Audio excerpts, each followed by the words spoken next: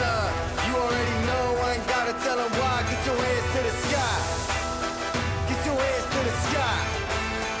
Yeah. Ain't no glory for the faint of heart. We all stars, win or lose, we don't play the part. And when the going getting tough, I get to going hard. You bring your best and you know I'ma tear them apart. We made it survival, rival. I ain't got no time for anyone who ain't put in the work that I do. You ain't heard about us, think I'm gonna remind you. I've been out here doing what I say, it's what defines you. This is our time, hands to the sky. You already know, I ain't gotta tell them why. Hands to the sky, this is our time. You already know, I ain't gotta tell them why. This is our house. Yeah, and we came to put it down. This is our house. We go around, come around. This is our house. Hands to the sky. You already know, I ain't gotta tell them why. This is our house. Yeah, and we came to put it down. This is our house. You could doubt us, that's fine. But know one thing, real legend don't die. You could doubt us, that's fine. But know one thing, real legend don't die. And we ain't gonna leave till we win. It's 10 out of 10. Y'all, they can't believe what they see. And they telling a friend, yo, we'll pay the rent. This is our house, we beat them all down. Energized by the crowd, they saying it now. This is our time, hands to the sky. You already know, I ain't gotta tell them why. Hands to the sky, this is our time. You already know, I ain't gotta tell them why. This is our house.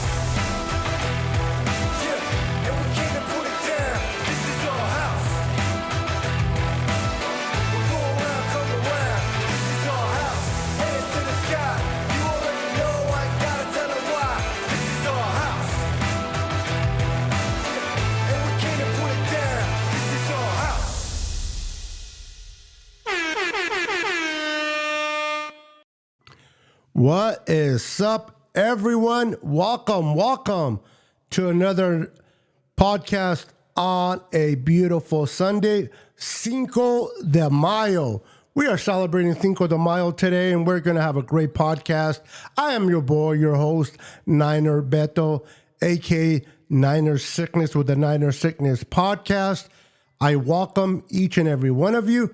We're going to talk about the third wide receiver. Now, we know Brandon Ayuk contract will be signed. He's our number one. Debo is our two. And who is that three? Now, Juwan Jennings has been that three. But is he going to be replaced by Ricky Parcell? Or will Juwan Jennings keep himself there? All and more right after this.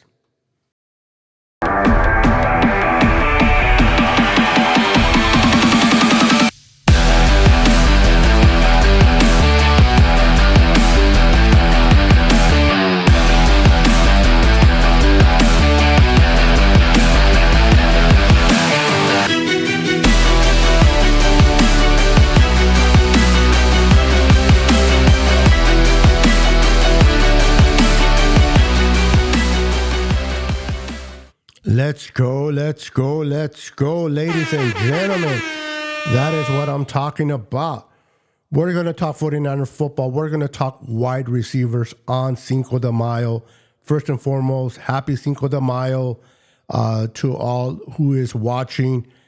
Good afternoon on this beautiful Sunday, May 5th, 2024. So, I'm going to be doing a call-in show where you get to call in. I will be putting the phone number in. You will be able to call in, and we can talk about the receiver position, particularly who's going to be the third receiver. Now, Ricky can play the fourth receiver, of course. It doesn't have to mean that Ricky's going to start at three. It can be very well. It can be Brandon Ayuk, Debo Samuel, Juwan Jennings, then Ricky Parcell. But is there a possibility that Ricky can push the needle in OTAs and training camp? to be that bona fide third spot receiver? Can it be that? That's the interesting question, because the Niners took Ricky out of Florida, the Gators, at 31. And many of you are okay with it. Many of you had questioned that particular pick. Like, what were the Niners thinking? Why did they go in that direction when there were so many other players on the board? They could have been taken at that spot. What was the initial thought process of Kyle and John during that period of taking and selecting Ricky Parcell?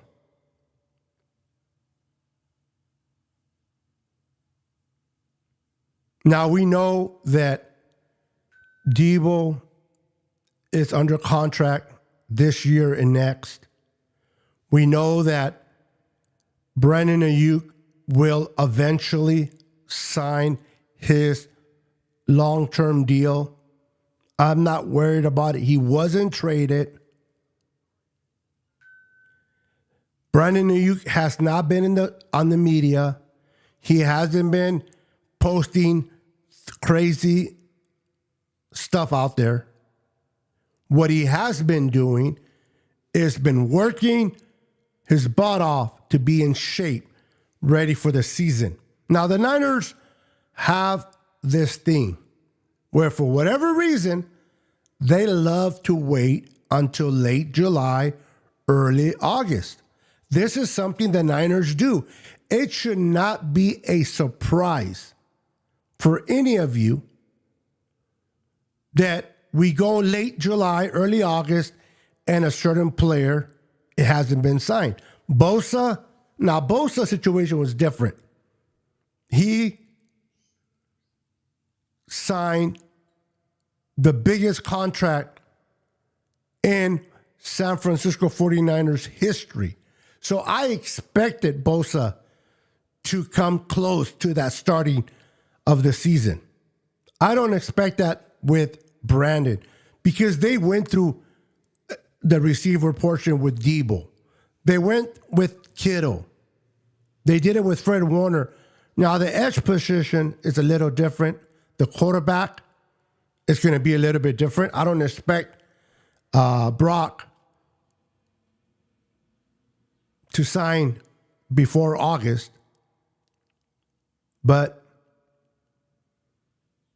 many of people were not happy with the whole Ricky Parcell drafting.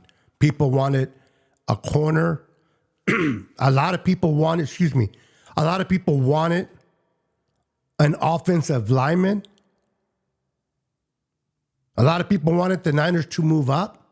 Now, I'm not saying they didn't try to move up, but I guess they couldn't strike a deal with any potential team to move up.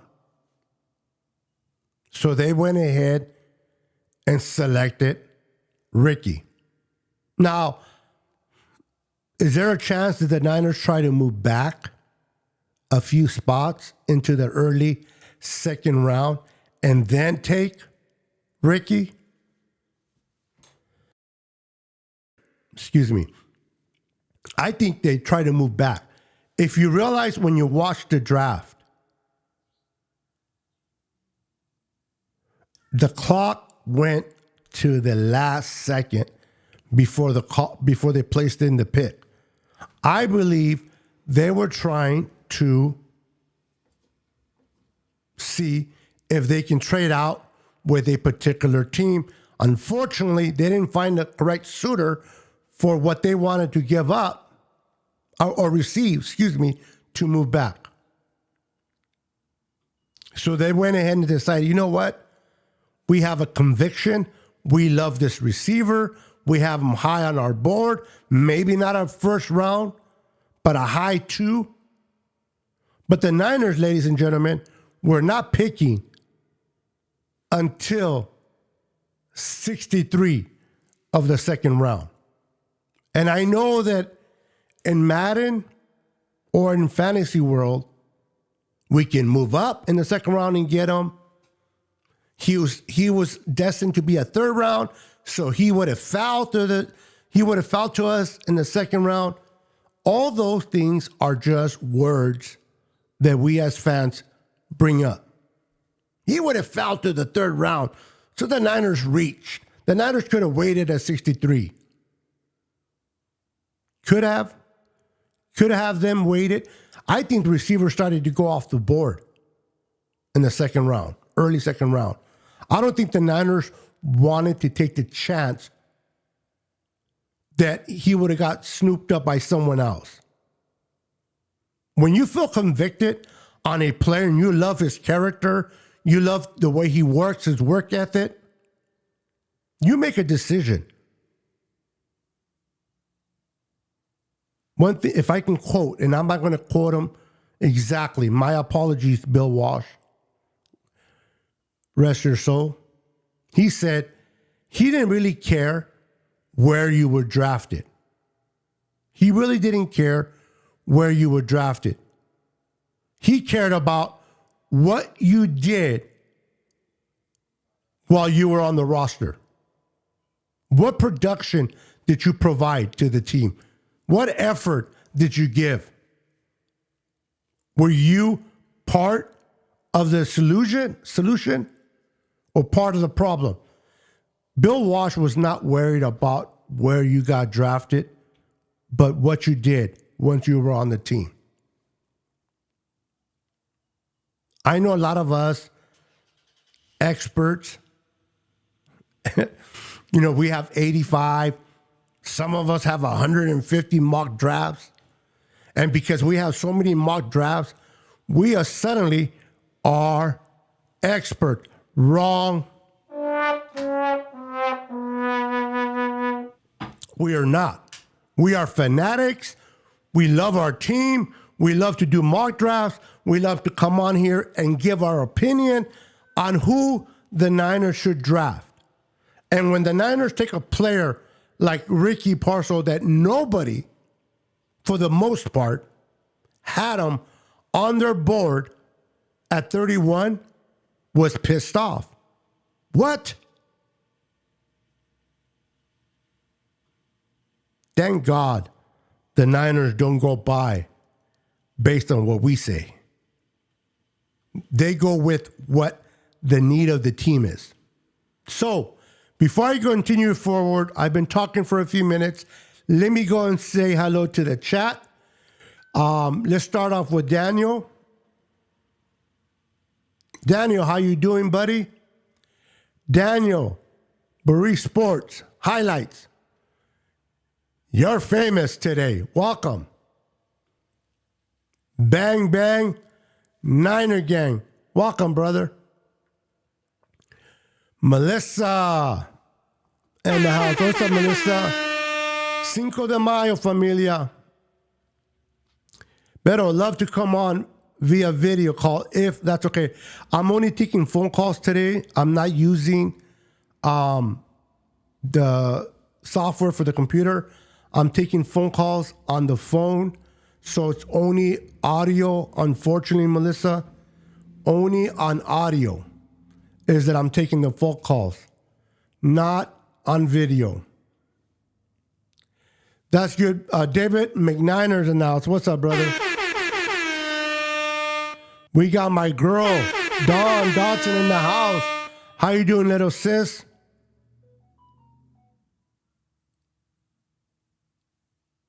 How are the girls? I hope the girls are doing great. We got Jason Captain Niner in the house. What's up, my Uso brother? Good to see you. Good to see you guys. Let's see here. Now that Kyle has his quarterback going to start passing the ball more, that's why we took two receivers and drafted an O-line that can pass block. We may see Jacob cowing somewhat this year. I think he's going to be more of a punt returner on special teams than anything else. Now, Parcell, being that he's a number 1 draft pick, I can see him being brought in occasionally in, as the more he learns the offense, the better he reacts, the more playing time he'll get. But I believe that you are correct, David. I think the Niners haven't realized that Kyle didn't have his quarterback. He thought he had a quarterback when it came to Jimmy Garoppolo, but he wasn't accurate. His quick decision-making wasn't there. He Beathard, nope. Nick Mullins, God, no. Hoyer, nope. So there was a lot of quarterbacks that went through the quarterback carousel in San Francisco, and the closest they came to being good was Jimmy G, but he was far from being great. And Kyle was still handcuffed with Jimmy. Kyle was still held back with making calls with Jimmy. So I agree with David.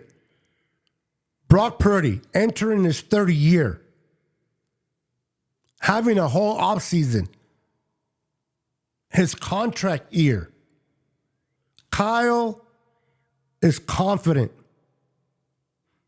in Brock Purdy. Kyle will take chances, knowing that if the play breaks down, Brock can improvise on a certain play. And I think Kyle understands if things break down, Brock Purdy can extend the play with his feet. Tony Smith, how you doing, sir? Good to see you, my friend. Give me a second real quick.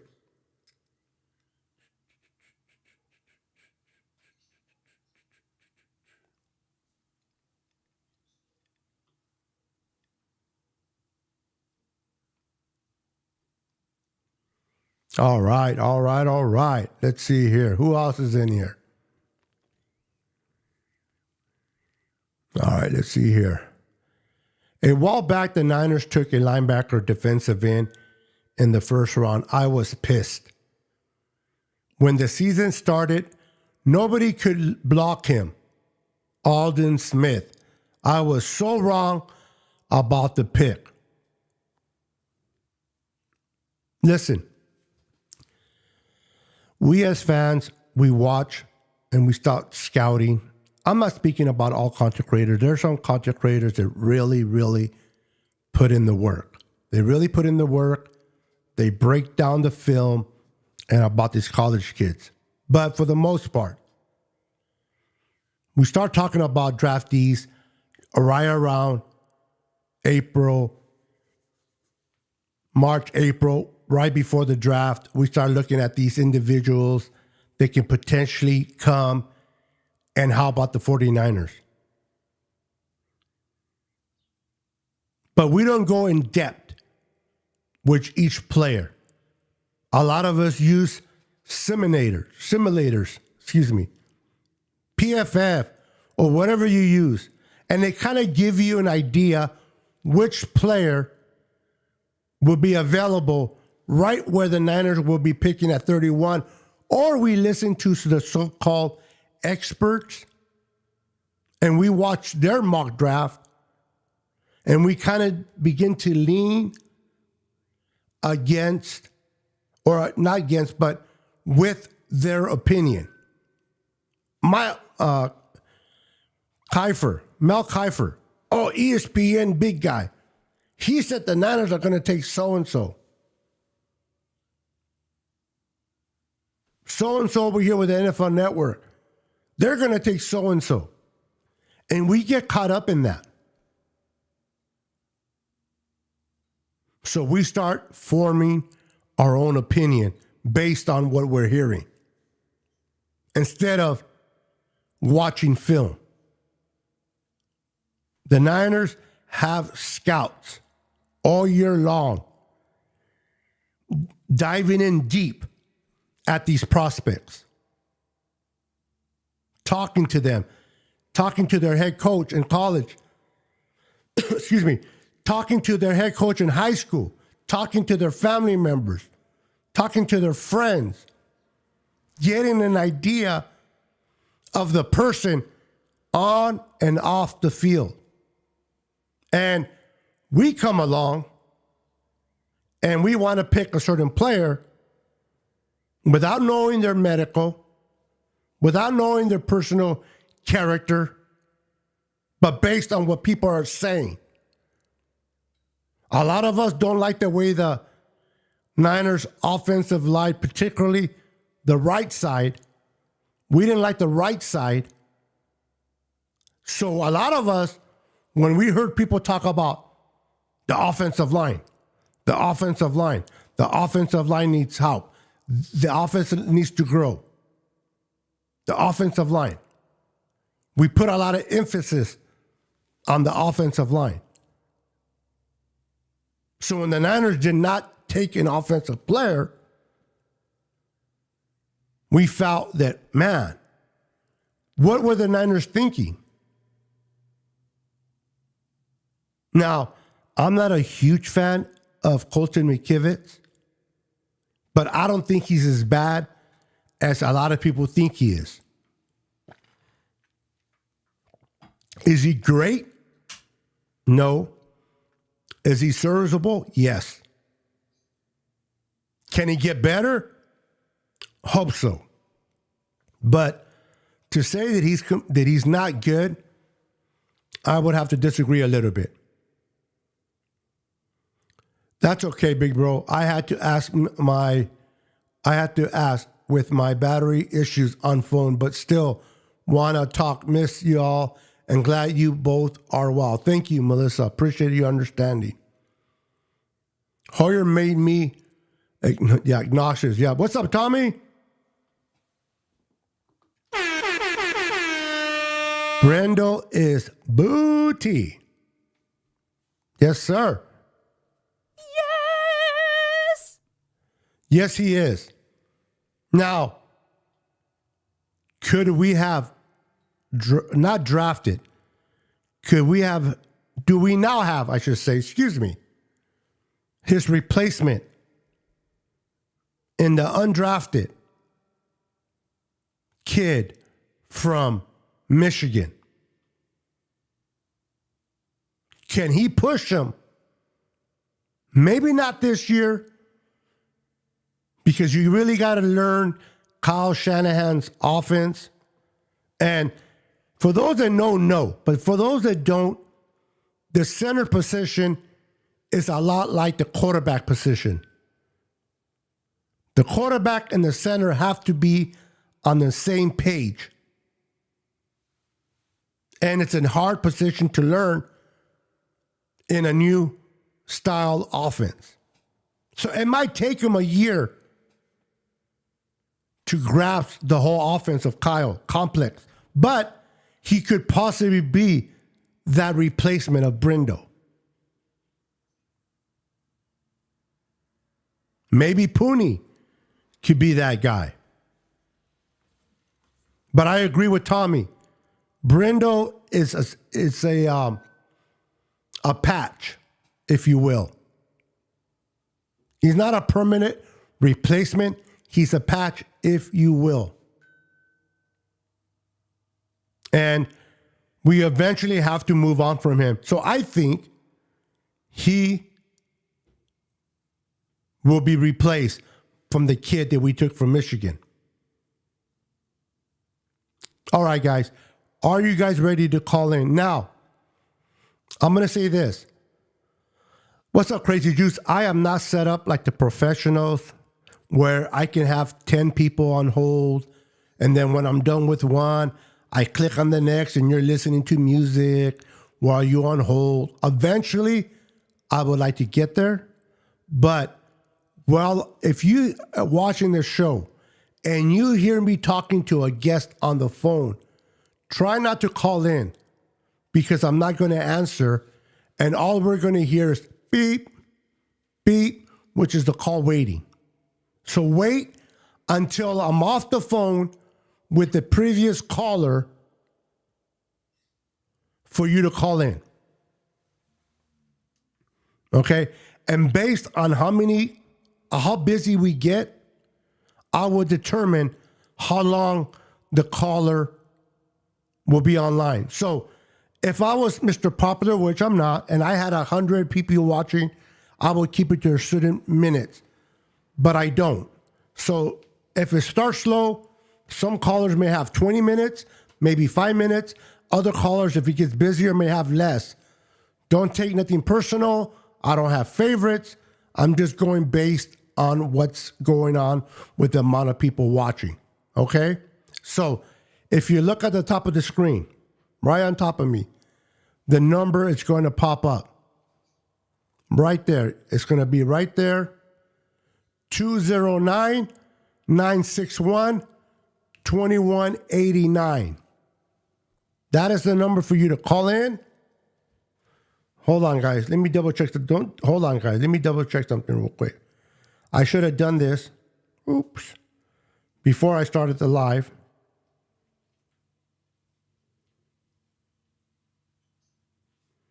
Make sure that I'm connected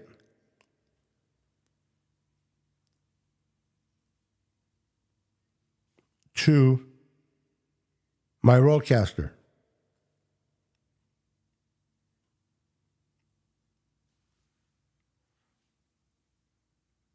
All right. There we go. There we go.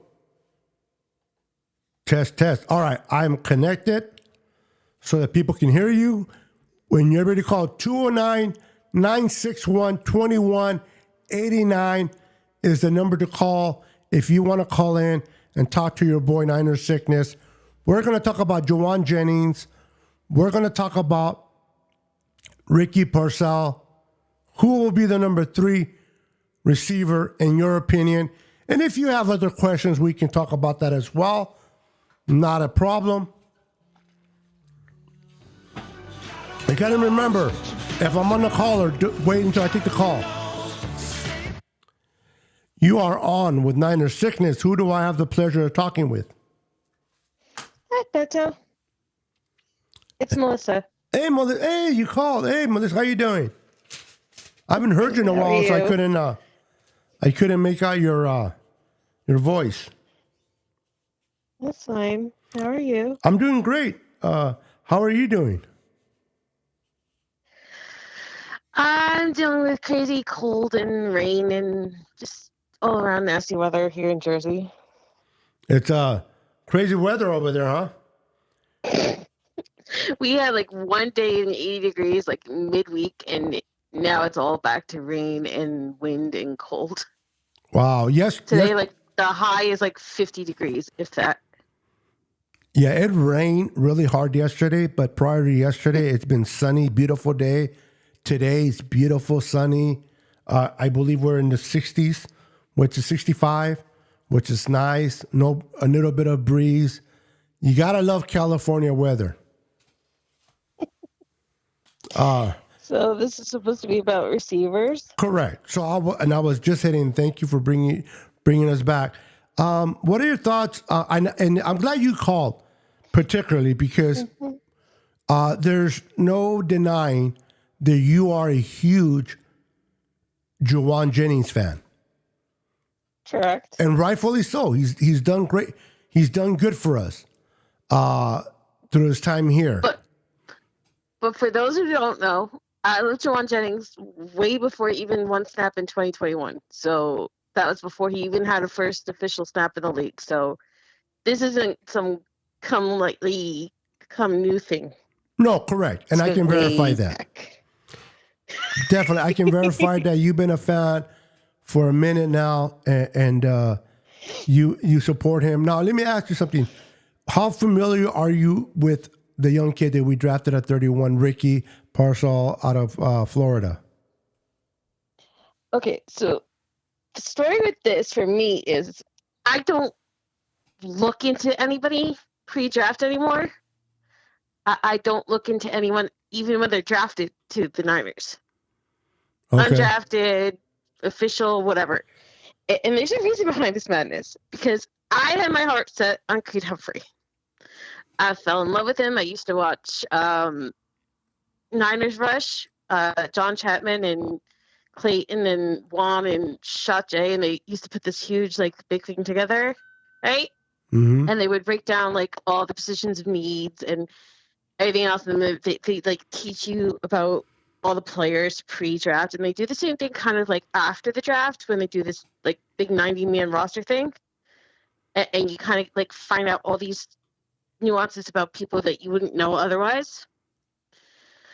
And he was the guy for me. Like, he was the center I've always imagined. Like, everyone always told me that the Shanahan system was based on, like, this big ultimate center, like this dual athlete thing, right? Uh-huh. And this is, like, right after Joe Staley retired, and I need, like, a offensive lineman I believe that was going to be here long haul, and I fell in love with him. He became Kansas City Chief. And I got so heartbroken. Like, I was like, I can't do this. As a fan, I can't, like, understand how all these people, like, I understand they do it because they love it and it's fun and they like educating others. But for me, I can't get emotionally attached to these players because they're not going to be Niners, you know? Correct. So for me, I kind of like wait and I kind of like, like absorbing what I see, like, from fresh eyes. So, like, everyone kind of has, like, their personal opinions before the draft, during the draft, after the draft. I kind of like slowly siphoning through everything and kind of picking up a real essence of who somebody is. So, like, everyone was talking about Malik Neighbors before the draft, right? Uh-huh. And my dad is a diehard Giant fan, right? And then, like, the first interview he gives to the New York media or the Jersey area where I live, right? Uh-huh. He goes, Daniel Jones. He doesn't even pronounce Daniel Jones' name correctly because, like, he's that angry and upset about being a Giant and being, like, this 6th overall pick. So it's just, like, stuff like that, I think, kind of helps me, like, see how serious someone is about being here and all that other stuff. And so that's not for me. But between Ricky and Jawan, because that's what the call-in's supposed to be about, I think Jawan Jennings will get the snaps. And it's not just the whole, rookies barely get snaps with Kyle Shanahan thing. I think he has earned his position, and whether they're being legit about this whole thing of, still working on a deal for him to be here long term, which I still don't believe. Jawan Jennings was a 7th-round pick, but he's never had his actual contract. So he was cut in 2020, put on the practice squad, then put on the I don't know what the term is for the non-football related injuries for the practice squad, Yeah. but he was that in COVID years, so that's the year he was drafted. So since 2021 through now, he's always been on 1-year tenders. So he's never even had his rookie deal. So this is like a multi-year thing where he's here, but he's not really here, Correct. I do think, though, that this playoff run and the Super Bowl specifically helped Jawan Jennings kind of find, like, a little, like, maybe-ish area where he might be allowed to stay long term. But I also do think that the team does certain players dirty. So I think him, Dre Greenlaw, like, a lot of these, like, bigger, well, they're not like the all-star names, like, everyone knows them in the league. But the Correct. bigger names on the team that do a lot of the dirty work and the very ungrateful work and all the, like, the sloppy stuff that nobody else wants to give credit to, Mm-hmm. they don't really get paid. They don't wait till, like, July 1st or June 1st or August 1st or whatever these like dates are we have circled on our heads of when the Niners normally sign these guys. And so they either get like paid in mid-season after a game like Drake Greenlaw or like Jawan Jennings. They just are like, well, we have a lot of people coming up, and here's our tag. We really want you to stay here as Niner, but we'll maybe work on a long-term deal for you, but we might not, you know? And so my hope is that Jawan is here long-term and he gets paid, but I don't think Ricky's here solely for Jawan Jennings' job, which a lot of people keep pushing. It's like this whole big thing every year. Who's here to replace Jawan Jennings as wide receiver 3 or whatever? I think he's here more for Debo or Brandon. And I say that because I genuinely think the team doesn't want to have to pay 2 wide receivers top end money at the same time. Correct. So I think they don't mind paying one now and like a future one. But especially with Brock and like all these other upcoming contracts, I think the team wants to, spread out the wealth a little bit. And I do think that it's easier for someone to be, acclimated in the top of the position, and then you bring in others. I think it's harder to keep 2 happy people at top and then still constantly have to bring others in to supplement and deal with injuries and inconsistencies and whatever. So I think this is more about Debo because, Debo's older. He's already been paid. They have outs in his contract. I think this is more about how Debo can't stay healthy, how Kyle seems like this kind of coach where he doesn't want to be pigeonholed to certain things like he was with Jimmy. You know how he had like force everything around Jimmy's limited skill set? Correct. And I think the more playoff losses he has, the more handicapped he's become to Debo. I think that has kind of made Kyle a little upset because Debo can't stay healthy. He had that like one magic year, in 2021 when he broke all this stuff. Correct. But aside from that, Debo's really struggled to stay healthy, in shape. He has a huge issue with the dropsies. There was that thing that went viral like midway through the season where there was that one pass that wasn't supposed to go to him because it was drawn up to go to him as like even a 4th option. But Brock saw him wide ass open, and you remember he threw downfield to Debo, and Debo had to like last minute like chug with all his heart like he's a offensive lineman trying to catch up to the ball because he didn't expect the ball to come to him, and he had to actually say at his presser, "Oh yeah, I really had to unleash the horses there because I wasn't expecting the ball, and thankfully I got it to him in time." And I think stuff like that, whether they talk about it or not, it kind of piles up for Kyle Shanahan. So I think when Debo is half-assing routes, he's not really selling out the routes and decoys and everything else that Jawan Jennings or Brandon Ayuk or George Kittle or, God help me, Kyle Juszczyk or anyone else does in this team, like the dirty work and helping others get open. I think all these like little ticky-tack things like add up. And so I think Ricky is supposed to be that next guy. Like he wanted a Jet McKinnon to work out. He wanted a Jalen Hurd to work out. He wanted all these other guys to work out. Trent Taylor. He wanted to get rid of Kendrick Bourne in 2019, but nobody else could stay healthy, so he had to keep him. So I also think that Ricky and Cowing are both here just in case someone gets hurt thing.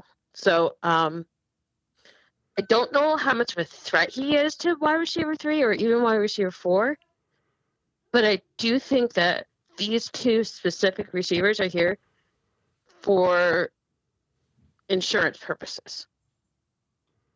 Plus, you just need competition at the end of the day. Like, you can't let any one room get stale. Like, wasn't like that the big complaint for like years? We were all sick of Jimmy Warden, Jaquadsky Tart. We wanted something new in that position.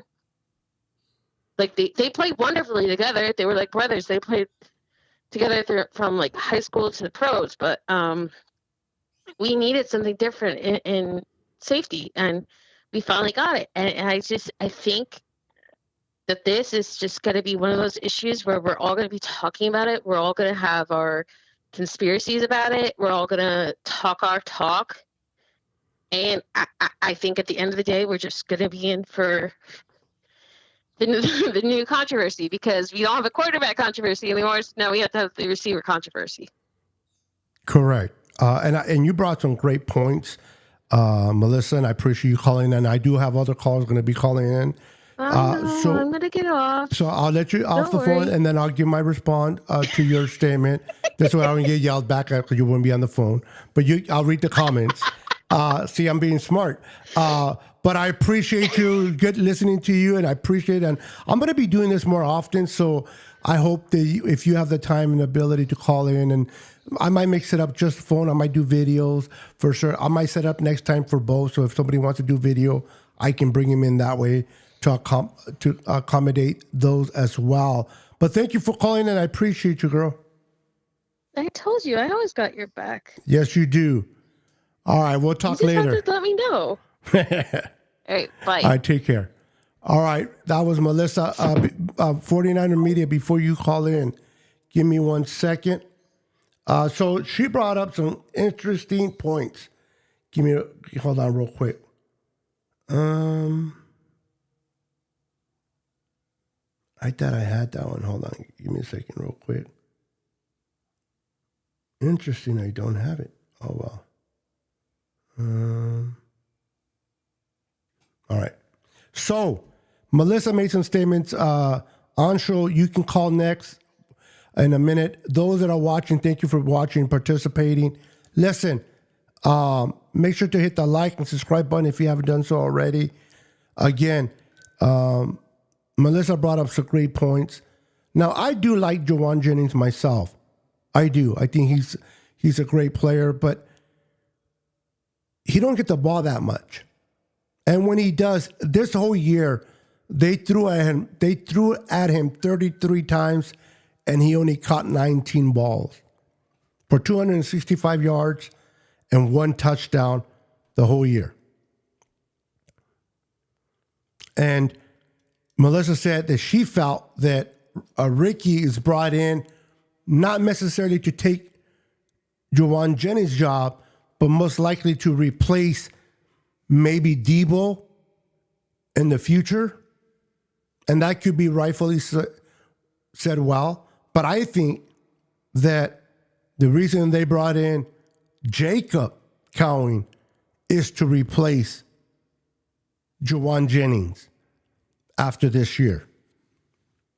I think Jacob will be a permanent punt returner, kick returner on special teams. And then maybe next year, if they can't work something out with Jauan, or if he outperforms Jauan, maybe he comes in and outperforms, then that will be for a discussion down the line. But I think Ricky was brought in this year to help out Debo and Ayuk. It's not about replacing either one of those guys. This year is bringing an extra target for Brock Purdy to be successful. And if that is playing the third receiver, then that's what it's going to be. All right, the lines are open. Media, you can call in. Whoever calls in first, I will take the call. So feel free to call in at 209, excuse me, 961, 2189. Boy, I forgot my own number. Hey, don't judge. Don't judge. 261-2189. What is going on show from 49er Media? Welcome to the show, my friend. How you doing, Beto? I'm doing great, and yourself? Doing well, man. All right, much better. You sound much better right there. Whatever you Perfect. did, stay right there. All right. Welcome to the show, man. So I titled this show, Who Will Start at Receiver 3 between Mm-hmm. Juwan Jennings and Ricky Parcell, a number one draft choice. I understand that the Mm-hmm. offense is complex and he has to learn the offense. I want to ask you, based on what JJ has done in the past and how much he does actually help out, which is not really in Melissa, close your ears, it's not really much in production. What are the chances of Ricky, if not the beginning, maybe the middle of the season, taking over? Yeah. I mean, it's tough even with him, like Ricky Pearson and Jacob Kang. It's kind of tough, right? Because they're both the rookies, and we all kind of know based off what Kyle Shanahan does. It's tough to really get playing time. Like he doesn't really play rookies because there's just so much you have to do. But I actually think that Cowing is a little bit ready now, and that's just not because I'm an Arizona fan and okay, I might be a little biased with it. It's just looking at the Arizona offense, what they did is they made him do some really similar things I think that Kyle can do, which is the screen plays and letting him get in that yak ability. He's also shiftiness. So I think he brings something totally different that the team doesn't have right now or hasn't had in the past. And I think like with Cowing, right, both him and Pierce, I think honestly they'll get a shot at the special teams return game because especially if they're able to show that they're, good on special teams with, returning punts or even kickoffs and not, fumbling. That's I think the key thing is not fumbling because right there, that's when you kind of think, especially receiver wise, where Kyle and puts guys in the doghouse, and you kind of don't know how the whole new kickoff rule is going to work out. And that's something that both John and Kyle have kind of said that they're having to, it's not just them, obviously, but other teams too, right? Have to kind of figure out how what's the best kind of course of action, who's the best to put out there. So I think honestly, that's probably the best chance the rookies get because Joanne Jennings is so clutch on third down, and we saw it in the Super Bowl and the playoffs. Joanne's probably MVP if we do win that Super Bowl, and so I think that there's maybe certain packages or even certain teams we play where you can see Pearsall and even some of Jacob Cowing playing because I think the biggest thing is, and I've kind of said this the whole offseason, I think they needed to go out and get guys that can run multiple routes because that's what we love with Debo. Yes, he's such a great weapon and stuff, but he lacks the route running. He lacks separation seen in the Super Bowl, especially versus the man defense. And I think with Cowing and Pierce, they're both the guys who have shown the ability, at least in college, to do that. Now, how do they do that in the next level? And Cowing's smaller too, right? So how does that kind of look? That's I think the biggest question with Jacob Cowing. But honestly, I think Jawan's gonna get most of the plays. I think, if Jawan gets hurt, like obviously I don't want him to get hurt, but he did miss a few games. What was it, last year or maybe the year before? I can't completely remember, but I think then these rookies get the opportunity because I think they're both really good in the slot. They're also, I think, capable of going on the outside a little bit, which if Debo gets hurt, which again we know he's gotten banged up with the way he plays, and so I think that's another way that one of the rookies at least gets a chance too. So either injury or they start showing up on special teams. Quite a lot, but I honestly like these picks a lot again because they're guys who can actually run multiple routes, have at least shown in college that they're able to beat man coverage and zone coverage. And so how does that, show up in the in the NFL? And both of these guys are also little bit older guys, right? That's kind of been a theme of this overall draft is drafting these older guys. So maybe they'll be a little bit ahead, you know, than we kind of think. A lot of these other rookies, maybe they do still get a chance more with, Kyle Shanahan. Maybe we do see something different. Maybe Kyle Shanahan realizes, with the Super Bowl, that's my fault. I should let, D winners Jalen Graham play because we all know Dre Greenlaw came back and you can't always rely on, the veterans. So I hope Kyle Shanahan realizes that it might be kind of a low chance because there's been things that happened in the past that we kind of say the same thing about and we just don't see that happening. But I really hope Kyle Shanahan kind of changed that way. But the last thing I'll say is overall, I'm very pleased with this wide receiver room. It's a lot deeper for this year. And even if you do have to move off of Debo, which I definitely could see happening because look, Armstead, right, injured quite a bit the last 2 years. And then, you move off of him. They're going to have to pay Brock Purdy. What happens with Lenore, Banks. There's just a lot of free agents, big free agents that this, team has. So definitely going to be interesting. But again, I'm happy to see this wide receiver room be a lot deeper and, not just guys in the, wide receiver room, but guys that I think have the ability to run these routes and open the offense up even more. I think this draft kind of shows us that Kyle Shanahan wants to go more to that possibly passing offense because of Brock Purdy's ability now. Brock Purdy is also working on his arm strength, this offseason. And this is his third year, but really second year, I guess, kind of fully starting. But obviously we all know coming off the UCL. So I'm most excited to see what happens with that. But honestly, I think it's a change of philosophy in Kyle Shanahan now that he realizes Brock Purdy's his guy. He has the ability to go downfield a little bit. And Danny Gray hasn't worked out with the injuries or whatever.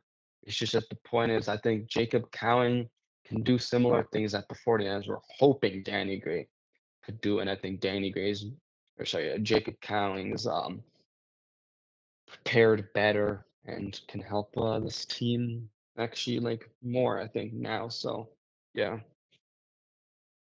Yeah, I don't even think that Ronnie Bell might have an opportunity to make the camp either. And he was kind of okay. This receiving group is crowded for sure. It is crowded. But Ancho, I appreciate you calling in, brother. Like I said, I'm going to be doing this more often. I got to figure out my days to kind of. So you're always welcome, my friend, to call in when the opportunity is available to do so. I thank you so much for your input. I appreciate it, man. Continue to remain faithful, brother, and have a wonderful rest of Cinco de Mayo. You too, man. All right, brother. Talk to you soon. See ya. All right, that was my boy Anto. Sorry for the hand clap. I forgot to give Melissa an applause. So here you go, Melissa. So yeah, I'm going to be doing these call-ins more often. The lines are open if you want to call in. The number's on the screen, 209-961-2189. Feel free to call in and share your thoughts. Now, again, with the addition of these two receivers, I don't think it's so much about is Juwan Jennings going to get replaced? Is Debo going to get replaced? That will work itself out later on. I think the Niners are just trying to get better in 2024. They want to get that ring. And Kyle's trying to figure out, what do I need to do to get over the edge, to beat Kansas City, to beat Buffalo, or to beat the Ravens? And whether it's Juwan Jennings, whether it's Jacob, Conley, or Ricky at the 3 and 4 spot, as long as they can provide what the offense needs and make the job easier for Brock Purdy, to me, that is all that matters. Can you come in and help out Brock Purdy? can you come in as a rookie and help? He'll take over for Debo, or he might take over for Juwan. Those are just conversations that a lot of us have as content creators, as those that chime in the chat, because it's an off season, something to talk about.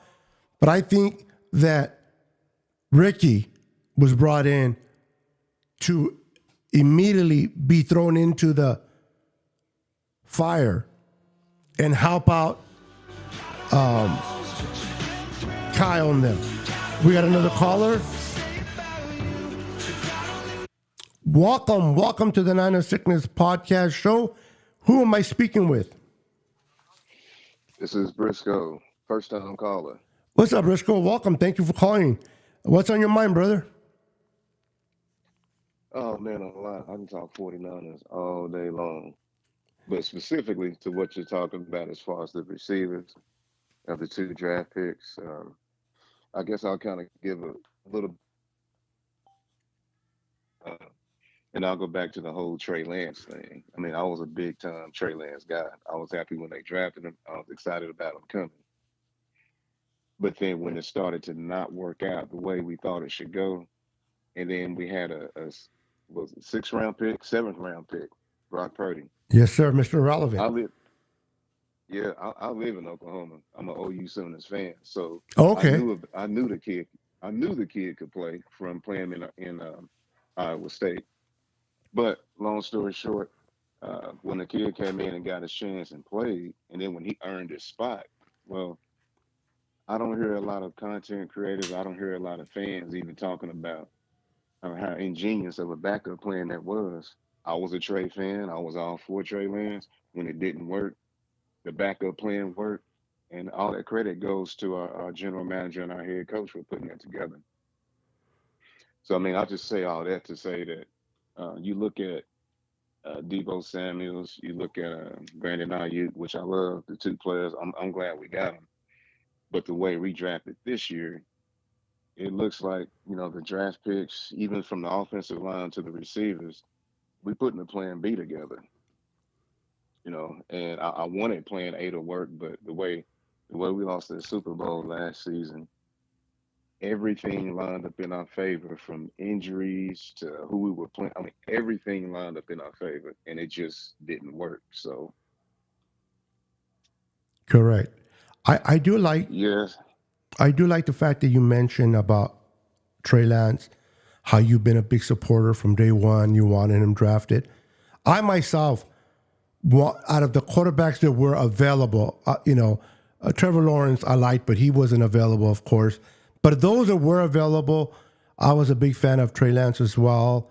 I wanted him to be successful. Why not? He got drafted to the Niners. We gave up a lot of capital to go out and get him. But I like your thought process that even though you say you are a huge Trey Lance fan, but the fact that he didn't work out and Kyle and John, to me, they got lucky. Yes, they listened to Greasy, and I forgot who the other gentleman went to scout to go and get him, Brock in the 7th round, but they didn't get him until the last pick of the 7th round. Now, it just happened to work out for the Niners and Kyle Shanahan and John Lynch. But what I like what you said was you adapted to that change. You wanted Trey Lance. You were rooting for Trey Lance. But once Trey Lance was not the guy and Brock Purdy came in and started to do what he did, you as a Niner fan adapted to that and started supporting Brock Purdy because he's leading your team. I did the same thing. Unfortunately, there was a lot of fans that could not let go of the idea that Trey Lance did not work out. They had their reasons, their excuses. They didn't give Trey Lance a chance. They were this or whatever it may be. They just couldn't let it go. And some of them still can't let it go. And they think that Brock Purdy is not the guy because he's not Trey Lance. I say all that to say this.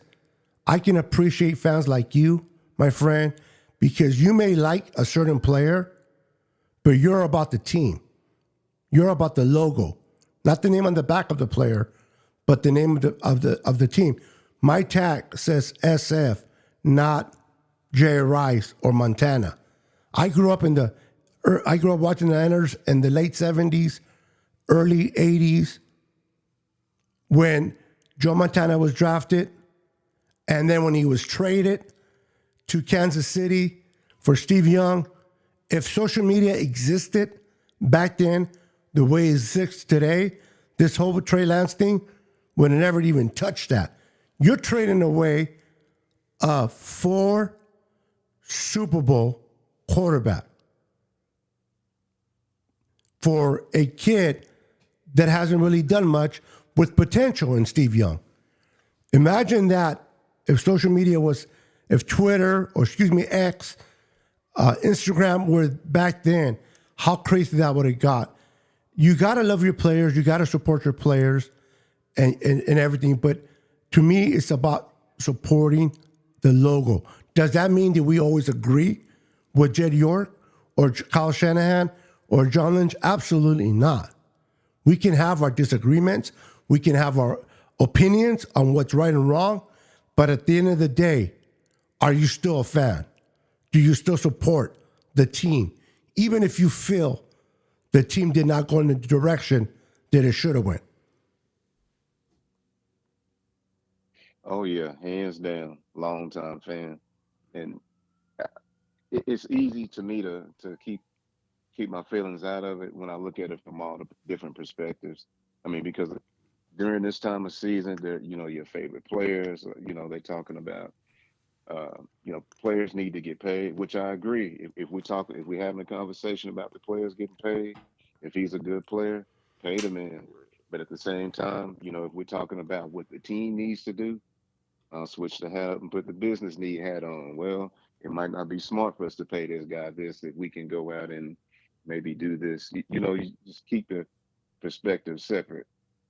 Because I am for the guys. I do want them to get paid, but man, as a fan, I want to celebrate that 6 Correct. championship.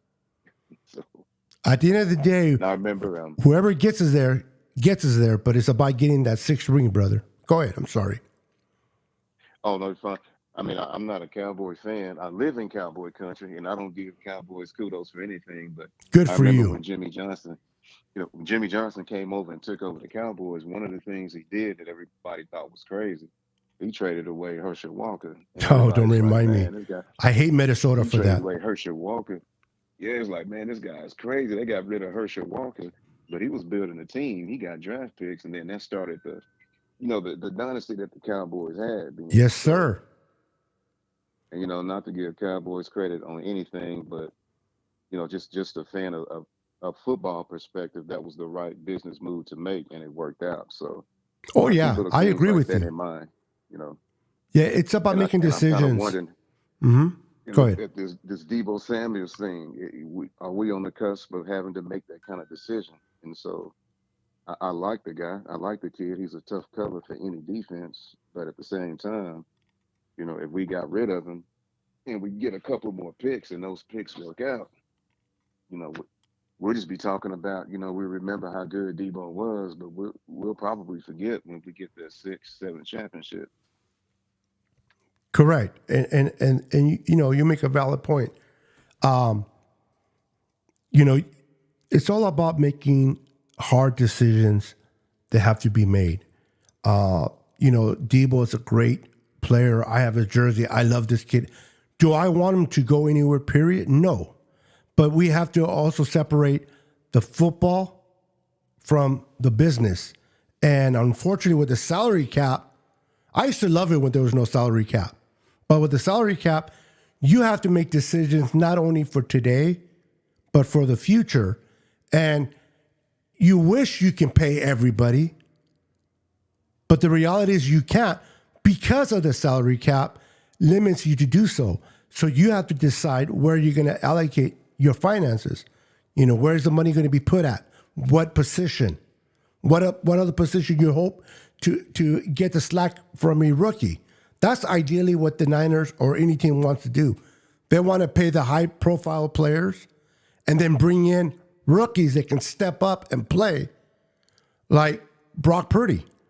The reason why we're able to bring in Javon Hargrave or sign so many players is because we have Brock and a rookie contract. That's why we can have Kittle and Debo and Ayuk is going to get paid and so forth. But next offseason is going to be a very interesting offseason for a lot of faithful.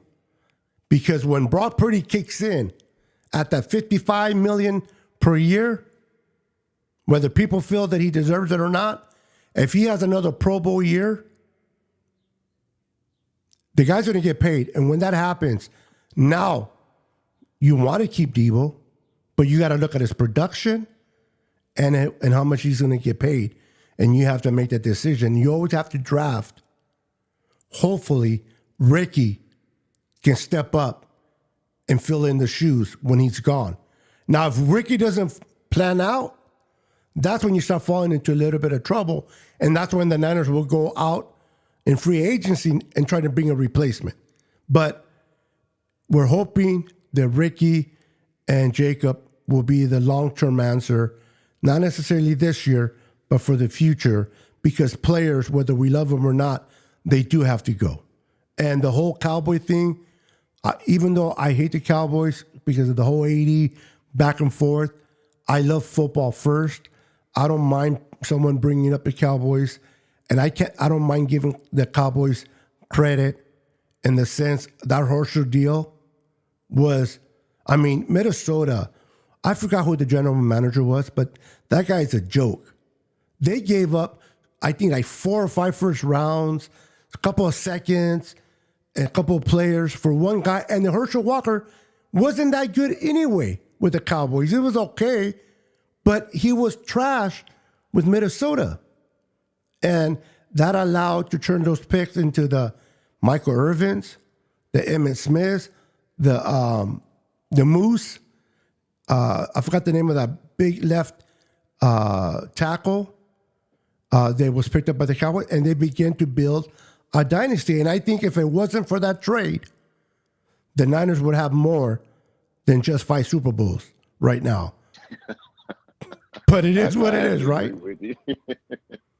It is what it is. But yeah, I just remember that there's a business side of football, there's a fan's perspective, and then there's, there's the player. I don't like trashing players. I can imagine me go to work and I make a mistake on my job, and then everybody in the world knows about it. Yeah. So I'm not all on trashing players, but I keep in mind what kind of conversation we having when I give my opinions, So I appreciate that. Saying, but on that note, I guess I can get out the way unless some other callers call in. Well, I do appreciate you calling in, brother. I hope it's not your last time to visit. I'm going to be doing this more often. I have your number. I put your name to it. So the next time I call, I know who you are and I don't have to ask. So thank you for calling in, my friend. Look forward to talking to you in the near future. And go Niners. Hey, go Niners. All right. All right. So who is going to be next on the call? This is fun. So many great calls, so many great discussions. I love to hear your opinion. What's up, Kenny? 49ers is in the house. What's up, brother? Roberto Davis is in la casa. What's up, Roberto? How you doing, sir? So the lines are open if you want to call in and chime in on your thoughts on the draft, the receiver. Ricky, what's your thoughts on Ricky? Should he have been taken at 31? Should they have taken an offensive lineman, in your opinion? Do you agree or disagree the way that Kyle Shanahan and John Lynch is driving this team? In which direction? Are you fed up that we've been to 2 Super Bowls and haven't won one with Kyle and John, but we've been to a total of 3? I want to get your thoughts on these topics. You can call us in at 209 area code 961-2189. What's up, Jimmy? How you doing, Jimmy? I see you. I see you, guy. My mouth gets dry quick. I really envy those individuals that can talk and talk and talk and no water. I'm like, wow, that's a talent right there. That's talent. Talk, talk, talk, talk, and no water. Give me a second. All right, so real quick, for now and future lives that I'll be doing, if you want to help out and support the channel, you don't have to. I appreciate that you're watching and participating. That's supporting as well. But if you ever want to support the channel with a super chat, I created a Pacific super chat so that those that provide super chats will get your own time. I will make you famous, and all the proceeds goes into the channel. I like to buy stuff to give away. I like to give away patches, jerseys, hats, and all that. Unfortunately, does take money. So if you ever decide today or in the near future to support the channel and you do a super chat, you will get this right here.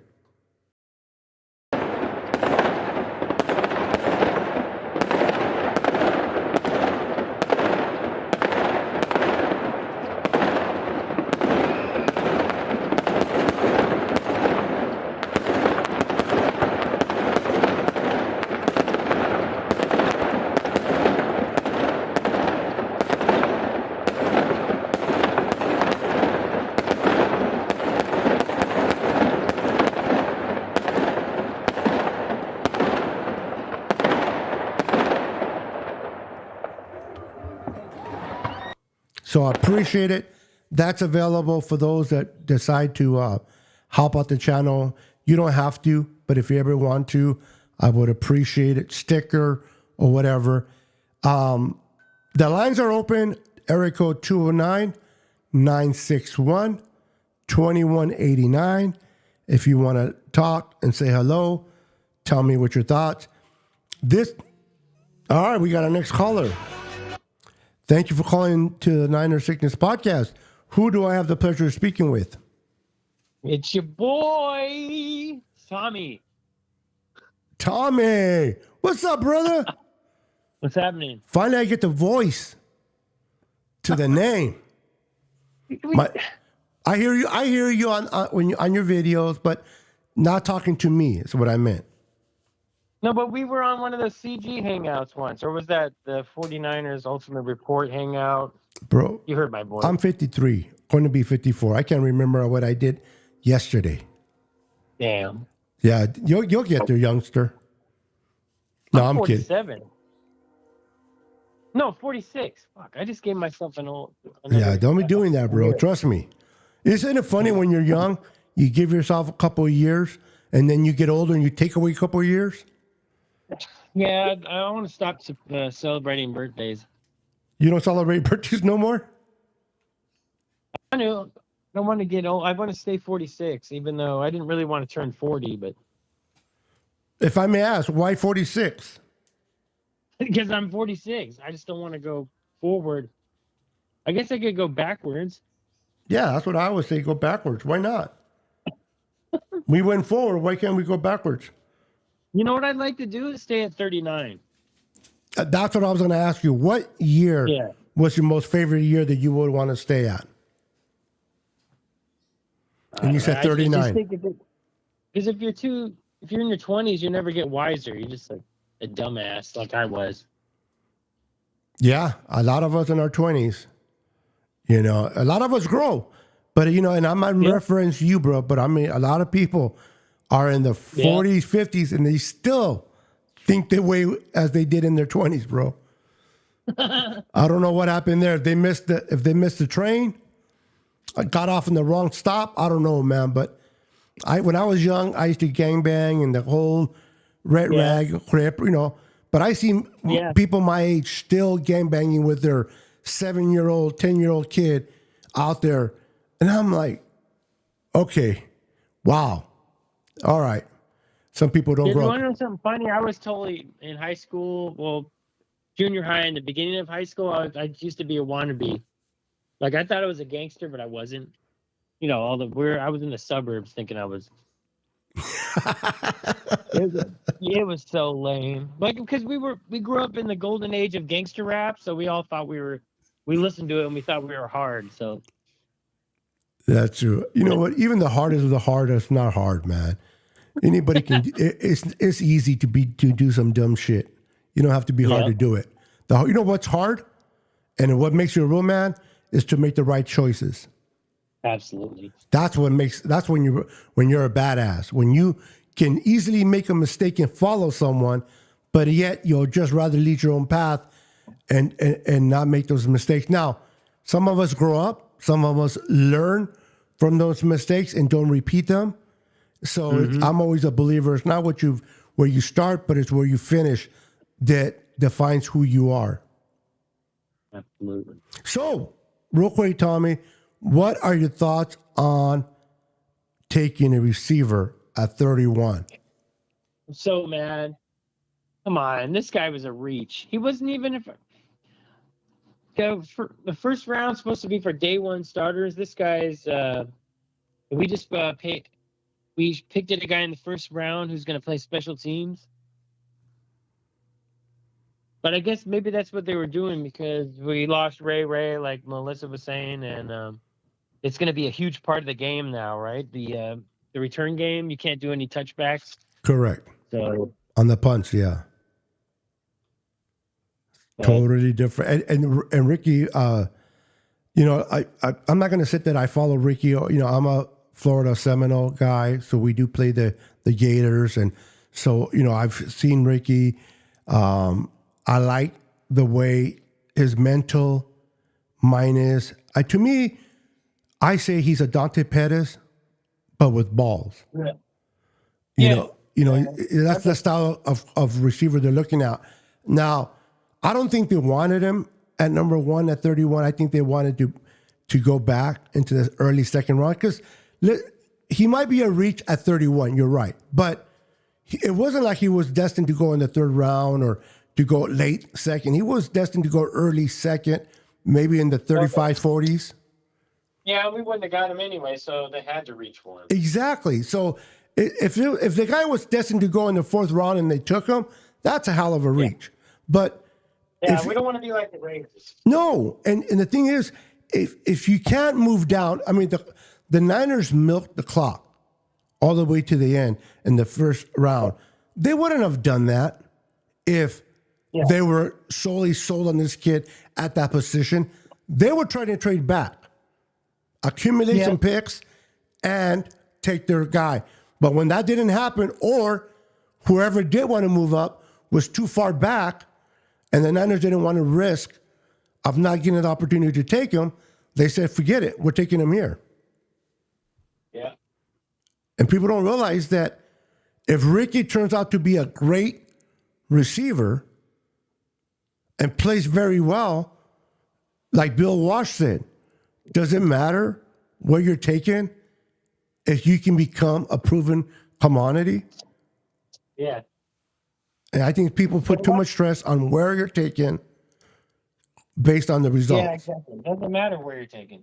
Like Melissa's boyfriend, Ron Jennings, 7th round pick. He plays like a first round. That's funny. He plays like a first round pick, I mean, or at least second. Because, he would have got a second round tender, so, right? Look at our starting quarterback, almost MVP, Yep. 7th round, last pick of the draft. So, it's just where Joe Montana, 3rd round. People forget because Joe Montana was Super Bowl, 4 Super Bowl MVP, the GOAT. They're like, did he get picked in the first? I know he got picked in the 3rd round. Tom Brady got picked in the 6th round. Yeah. It's not where you go. Terrell Davis was an undrafted free agent. A lot of players, what's the name? The kid from the Ravens, he was an undrafted free agent in the Hall of Fame. It's what you do. Now, I think a lot of us think we're experts because we do 2,000 mock drafts, and we have certain players that we want.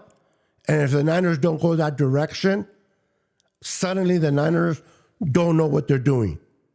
But yet, we're sitting on the couch watching it, Yeah. and these guys Well, I didn't are know. getting paid.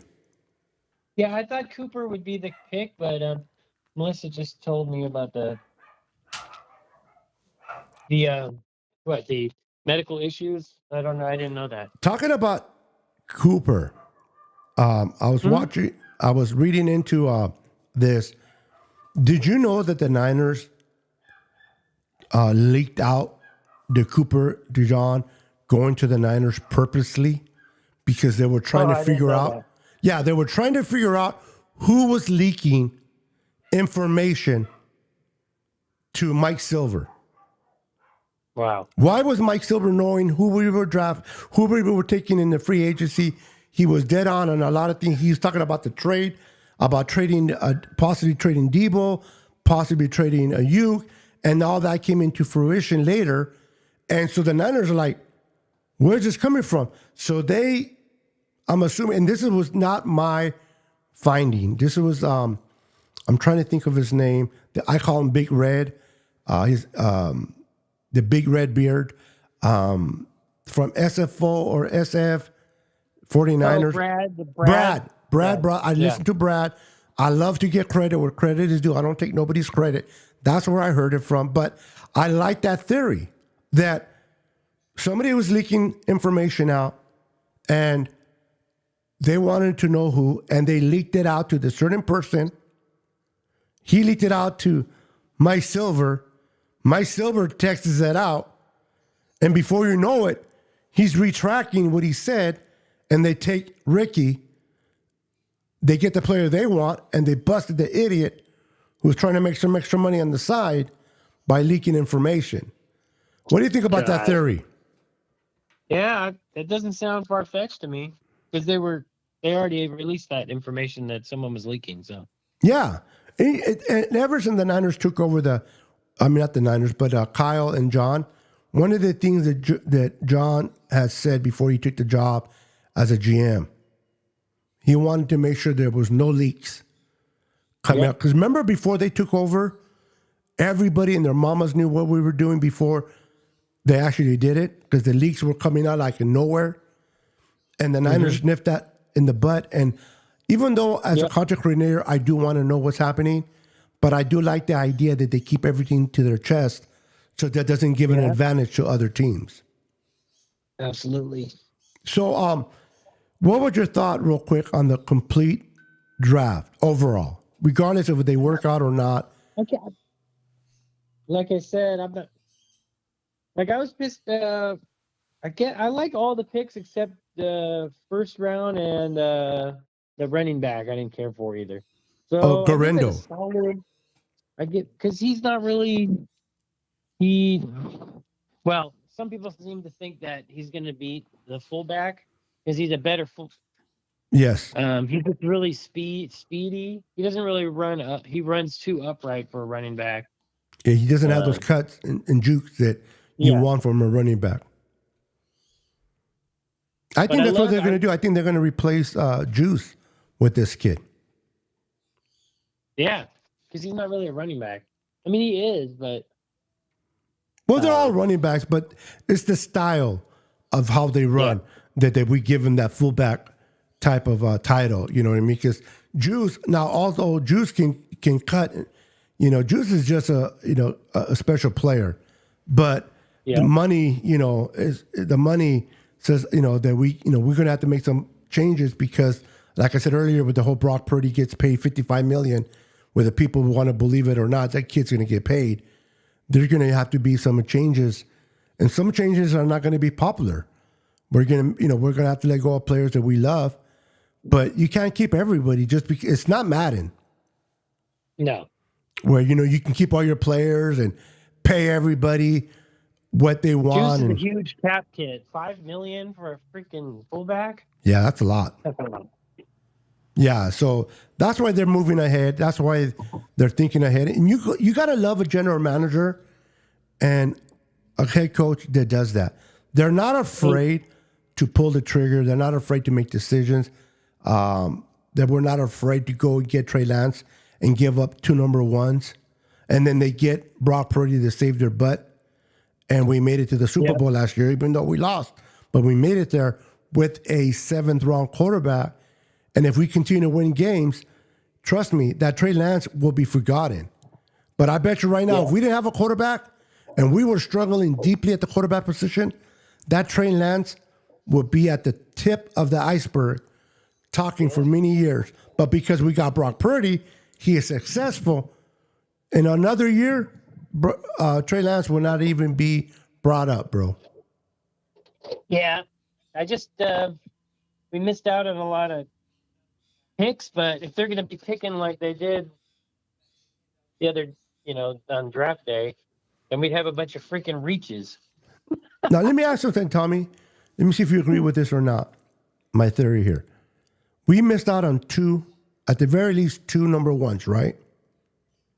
Because we gave up 2 number ones to Miami or Detroit, whoever it was, to get for Trey Lance. Those 2 number ones, if they would have hit, the money that they would have been asking for now. We saved a lot of money. Yes, we saved a lot of money, especially with. I mean, so things always seem to work out. It sucks that we gave up those positions, and what happens if we would have used those picks and we would have got trash, or who knows? It is what it is. It's what you make of the situation you're in. The what ifs, the what could have, the what should have. We should have did this. We should have did that. Yeah, all that's bogus. It's what can you do with what you have today and going forward? And we just went to the Super Bowl. Tell me another team that gave up 2 number ones for a top quarterback in the draft, lose out on them because it was the wrong mistake, and went up in the Super Bowl a year later. I think, wasn't the Rams? They traded up for Goff. I know that. They did. Now, Goof, or should I say Goof? But Goof actually took them to the Super. Didn't win it, but took them. So they kind of, it's a little different because Trey Lance didn't take us anywhere. He was a bust for us. Whether he's a bust going forward or not, I'm not going to say. But for the Niners, I can say he's a bust because he's no longer here. And then we went into the Super Bowl. Yeah. Nobody, probably. No, it's and that's a testament to the Niners, Tommy. That's a test. I mean, I understand people want a Super Bowl. I understand you want a ring. But what the Niners have done in the 5 years that Kyle's been here, and John, we've been relevant. Yes, we want that extra ring. Yes, some people like to say Super Bowl or bust. But once you want to watch a team that is winning 10-plus games every year, let me ask you this, Tommy, honestly, and I'll take your answer the way you give it. Would you win a Super Bowl this year and not win one for the next 10 years and be mediocre? Or would you rather be consistent, always having a chance, always winning your division, but without a Super Bowl? What would you rather have? Be honest. I'd rather keep winning. But 30 years drought, man. Fuck. But don't we live in the moment, though? Yeah. Don't we honestly live in the moment? Where if you're wearing your colors, your team is 15-1, you're kicking ass, nobody can beat you, you're walking in your neighborhood, you're walking at the store, your job, yeah, my Niners, and you live in the moment. Nobody's talking about the drought. Nobody's talking about the past rings. It's about the season. Yeah. The only time we start thinking about rings is when we're in the playoffs. Now, it doesn't mean I don't want to win a ring. Of course I want to win a ring. But I just want to be consistent. I don't want to be like the Cardinals were last year. You think the Cardinals fans were excited to watch a game last year? What other teams sucked last year? I mean, there were some teams that were bad. The Jets. Carolina. The Carolina Panthers. You think they look forward to watching games? Hell no. No, because they're terrible. I don't know how long you've been a Niner fan, but we had those years. We had years that we completely sucked. No, it was right after I was in college. I'm like, I can't even watch them. They're just terrible. Exactly. I mean, they would make they had that playoff comeback when I was in college with Jeff Garcia. That was crazy. Yeah, against the Giants. Yeah. Tampa Bay. Yeah. But after that, we went through a carousel of just sucking. I think we missed the playoffs for like 7 or 8 years straight. Yeah. So we had to watch other teams play in the playoffs. No hope. All I'm saying is, want more. No, yeah, exactly. The 31 other teams would gladly trade places with us. And this statement I'm going to make now. It's not for you. It's for the general public that are listening. Be appreciative of what you have. Desire more. Want more. Don't settle, but appreciate that Kyle. Because when I hear Kyle Shanahan should get fired, it is for going to the great. Super Bowl, give me a freaking break. Yeah, you know, he blows it in the Super Bowl. How many times did Andy Reid get so close and not make it? Almost 20 years before he got his Super Bowls. But what did he need? His quarterback. Yeah. What does Kyle have now? His quarterback. He's not Patrick Mahomes, but what Kyle does, it's all about building confidence with the quarterback that you have, that you can script and do plays, call plays that you normally wouldn't call. So we'll see what happens. I think this year's going to be a great season as long as we remain healthy. Exactly. I think Brock Purdy on his third year. I think Brock Purdy now entering his 30th year. I think every player, when you're drafted, you can really evaluate a player by their 30th year. This is a contract year for Brock. He's not hurt. He's not recovering. He's going to have a whole offseason. I expect this kid. Now, I'm not expecting him to throw bombs down the field and suddenly grow 2 inches and have a big arm. But I expect this kid to make better decisions that he did last year, which is hard to do. I expect him to react different. And the mistakes that he did last year, I don't see him doing it again this year, or as many. Well, because he's going to finally have an off season. Yeah, and he has more targets too. So True. I appreciate you calling in, brother. I'll let you go. I saved your number for future calls. Awesome. Man, thank you for calling in, brother. Keep doing your guitar and your music, bro. You play some. You're mean. You're a bad man. Yeah, I'm playing this Sunday, so from Mother's Day. So I'm going to put some more content up. Oh, right on. Yeah. All right, put it up, bro. I'm always on my downtime. I like to put my either earpods or my AirPods, and just listen to your stuff, brother. Thanks, I appreciate it. I'll see you on the next one then. All right, brother. All right, Tommy. Later. Man, Tommy is so much nicer on the phone than he is in the comments. I'm kidding. Tommy's absolutely awesome dude. Thank you, Tommy, for calling. The lines are open. I'll probably take a couple more calls, and I'm going to get off the phone. 209-961-2189. I'm probably going to take about 2 more calls. So if you want to call in, this is your chance to say hello to the big boy on your screen. What's up? Tony Smith is in the house. Oops, I always do that. Hold on. What's up, Tony Smith? Welcome to the channel. Good to see you. He says, I want the 6th Lombardi trophy as much as the next person, but I want to know that we really earned it, not just having to give in to us. And how do you earn it? Is by being competitive, being good, and playing good football. There's areas that we lacked on that the Niners are trying to prove and make better. I think adding 2 receivers, adding a guard and Pooney, adding the safety, Malik Mustafa is going to be a great addition. This kid is a thumper. He loves to hit. I love to see what he's going to do. I really, really like Jacob Cowan out of Arizona. This kid is going to be special with Kyle. All the misdirections, the screens, the bubbles that he's going to be able to do on this offense with this kid. He slips the linebacker, you get him the ball, and he's gone. I think the addition of Jacob is going to be awesome. I like it. Now it has to come into fruition. He has to make it work. But I do like the concept of it. Whether it plans out or not, we have to wait and see. But I do like the concept of getting him. And if you notice, shocking news. Warning.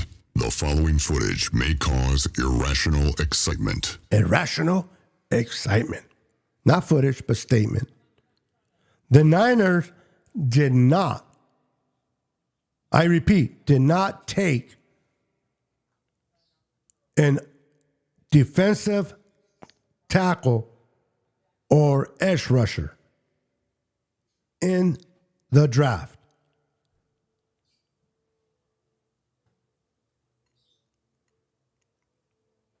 Every year, it seemed, they took an edge rusher, regardless of where in the rounds or an interior guy.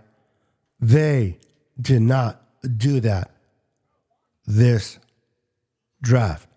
To me, this draft was completely different for the past drafts. Was that an Adam Peters thing? Did they want to? It seemed like this year they went with more speed and experience.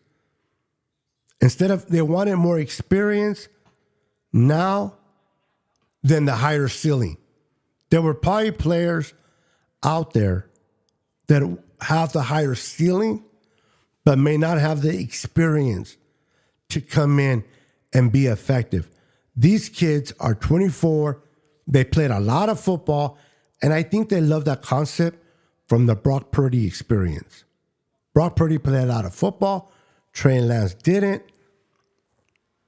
Brock Purdy adapted quicker, and I think that that's the area they're going. Yes, they did pick up Anderson as a ADFA, and I think this kid, they gave him $280,000. That's a commitment. And if you haven't seen the flip on his video, I advise to see it. Okay, by request. Let me see, I'm in the right. All right. By request. Melissa, Rebel, I and my friends appreciate you calling in to the Niner Sickness Podcast. We appreciate you. But keep an eye out. I'm going to visit you tonight at 12:02.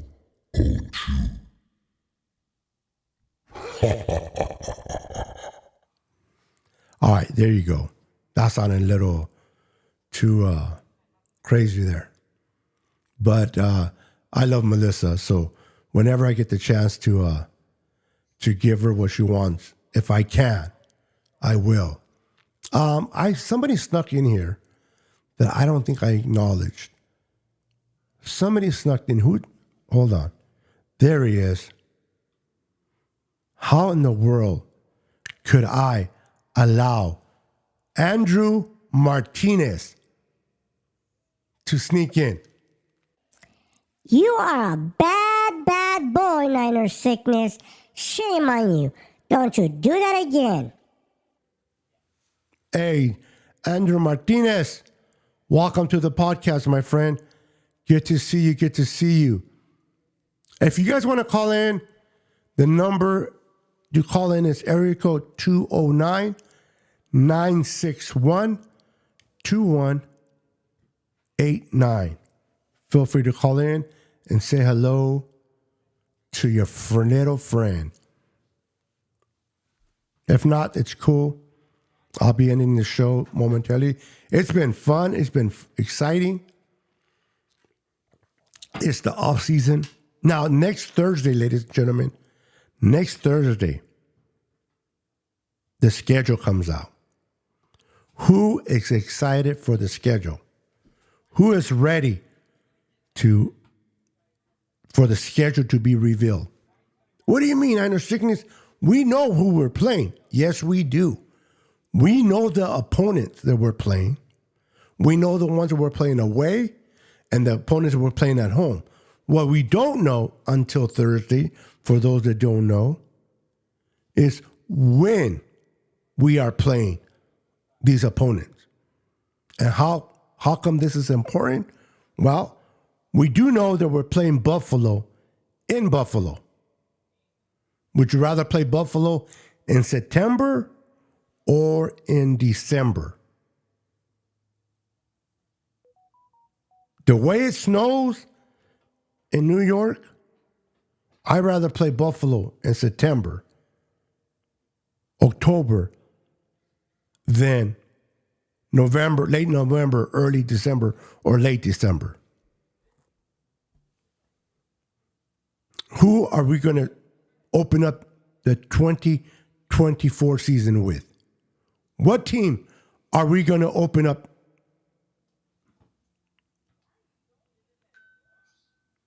Hold on, guys. What team are we going to open up the season with?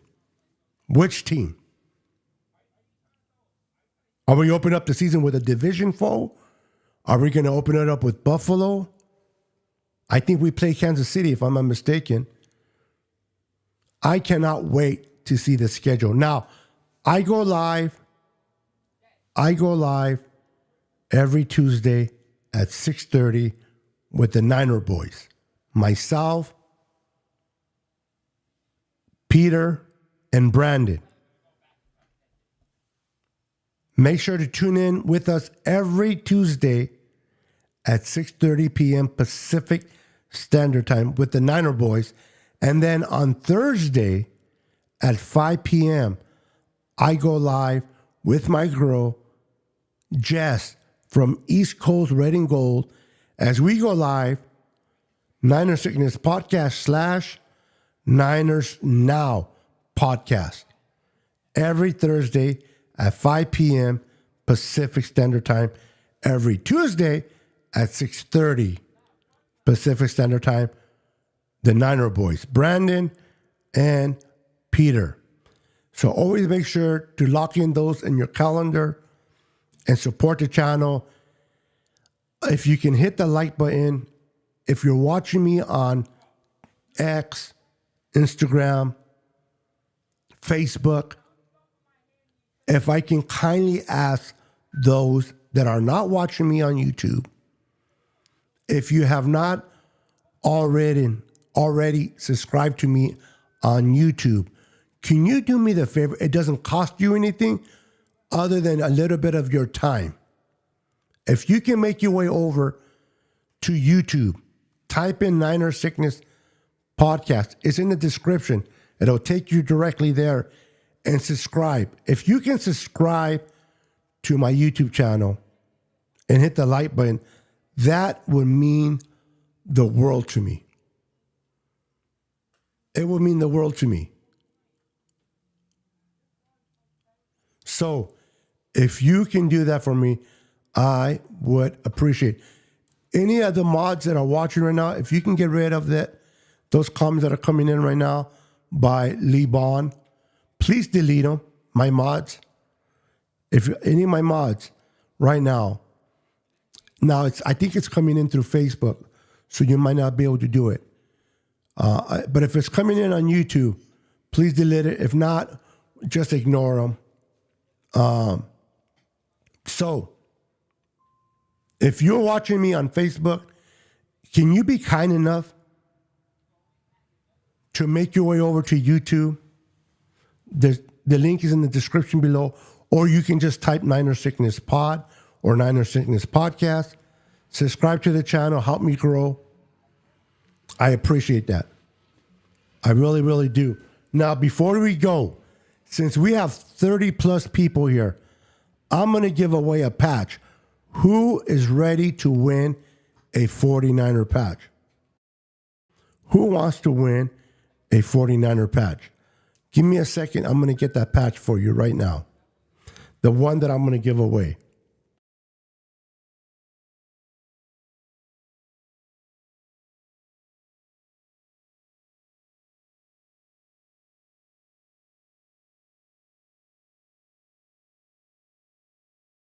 Actually, I don't have it on my exposure, but I will give the opportunity to win a patch right now. And when you win it, I will surprise you with it. There's nothing better than receiving a package, opening it up, not knowing what, it's a patch, but not knowing what patch. I have over 30 different patches. I'm going to pick one out of the 30 and I'm going to submit it to you, the winner, through the mail. So if you participate and you win the patch, all you got to do is provide me a P.O. box or your address so that I can mail it to you. I'm not going to stalk you. I'm not going to visit you for dinner unannounced. You're safe. It's just for me to get you the patch. So if you want to play, let me know in the comments. I want to make sure everybody's watching. I want you to type, I want to play. And I'm going to only include those. So if you want to play for the patch, type in, I want to play.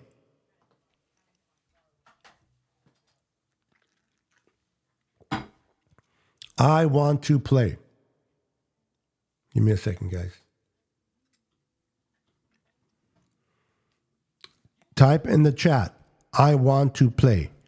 If you want to play for the... Okay, so I'm going to bring up, as you guys pop it up, so it can be recorded. Yeah, do it in capitals. That's actually better. Do it in all capitals. If you already did it in lowercase, that's fine. I want to play. So Melissa wants to play. Dawn wants to play. Tony wants to play. Maybe we'll do a duck race. How many of you guys love the duck race? So let me write down the participants so far. Melissa. We got Dawn. We got Tony.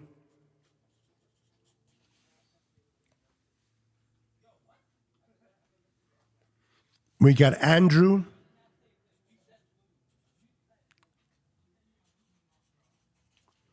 We got Andrew. Who else? David Villa. I want to play. Say hi to the girls. All right. Oh, Don. I was saying, what girls? Okay, David, hold on.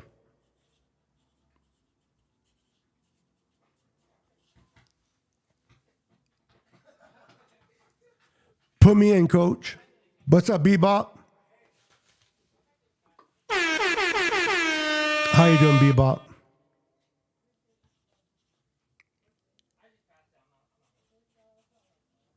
All right, you're in. Who else? There's 32 plus people in here. Now, if you don't want to play, you don't have to. Okay? You don't have to play if you don't want to play. Nobody's. But so far, we have Melissa, we got Dawn, we got Tony, Andrew, David Villa, and beep, beep, beep, beep, beep, bop, bop.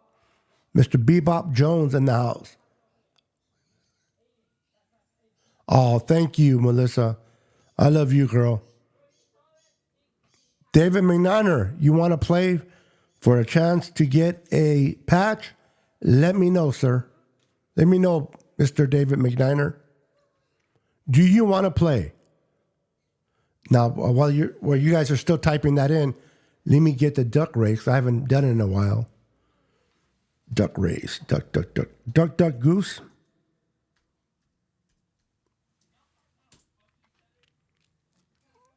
It has been a minute for the duck race. Here we go.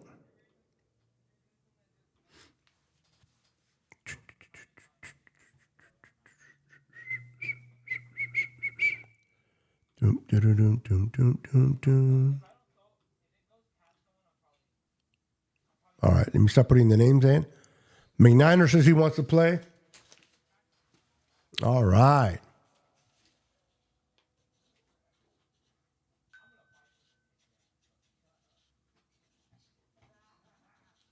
David McNiner.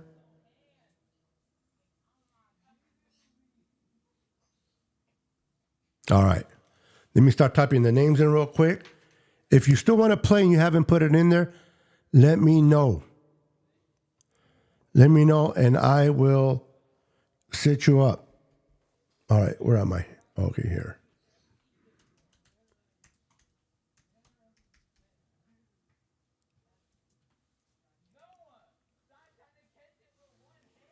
Let's see here. Hold on. Make sure I'm not missing anybody.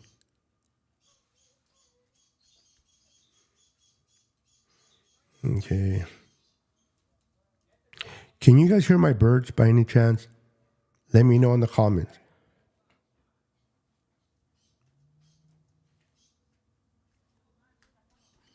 Let me know if you can hear my birds in the background. I raised my mic before I started to do the show.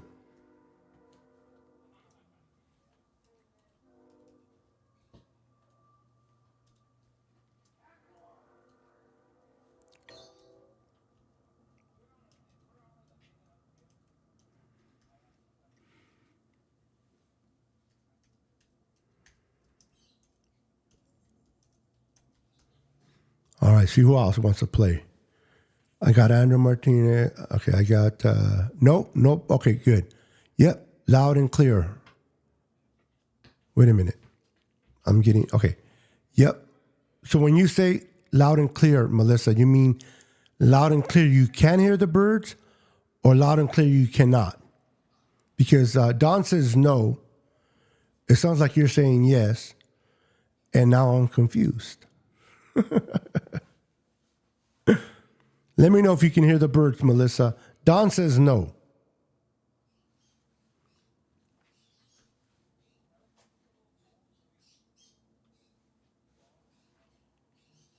Whoa, what happened there? Oh, my goodness, I got scared. You do? Okay, well, hold on.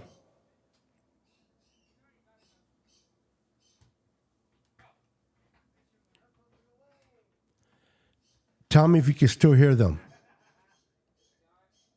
Oh, that's perfect. That is perfect, Melissa. Tell me if you can still hear them. The best way to know is when you listen through earphones. So that is perfect. Can you still hear them? I lower the mic.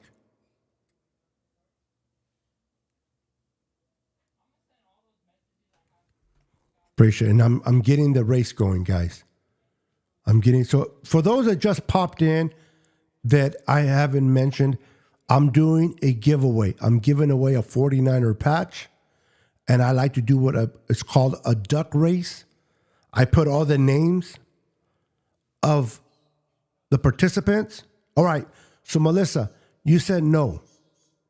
At any time you do, I'm going to leave it like that.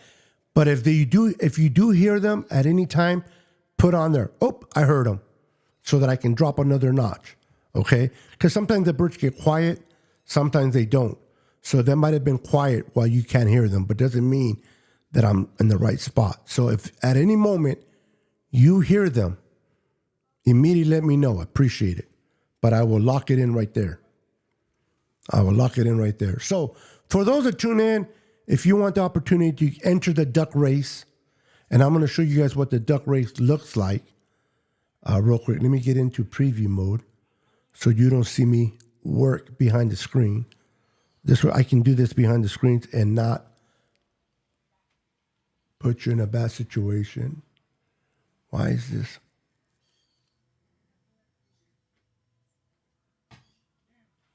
Thank you, Melissa. All right, so let me do this. Hold on, guys.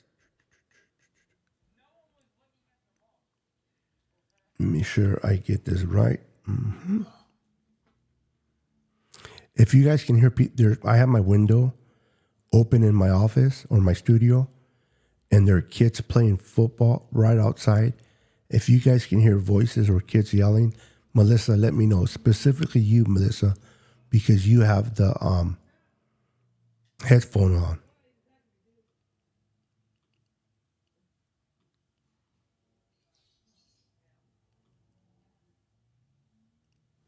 Give me 1 second.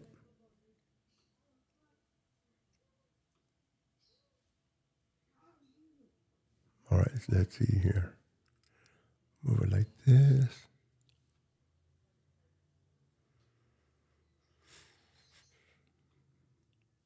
All right, this. Let's see, open it up a little bit bigger.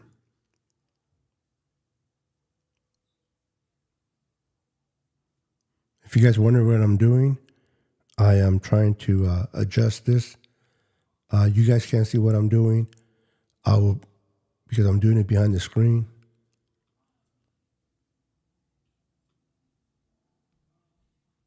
All right, do it like this. Put it right here.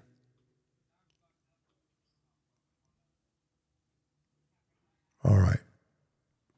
I'll do it like this for now.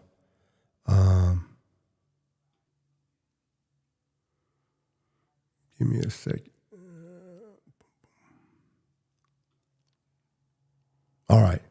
Let me go ahead and publish this so you can see what I'm seeing. All right. So this is what the duck race looks like, ladies and gentlemen. This is what the duck race looks like. I put in your name and I hit start and off you go. And the first duck that gets across the finish line, it will pop up your name and you would be the winner of the patch. Now, I'm going to make this a little bit more exciting. Are you guys with me? It's Sunday afternoon. Ain't nobody going anywhere at 5:12, right? So this is what I'm going to do. 1, 2, 3, 4, 5, 6, 7. 7 of you so far. 7 contestants.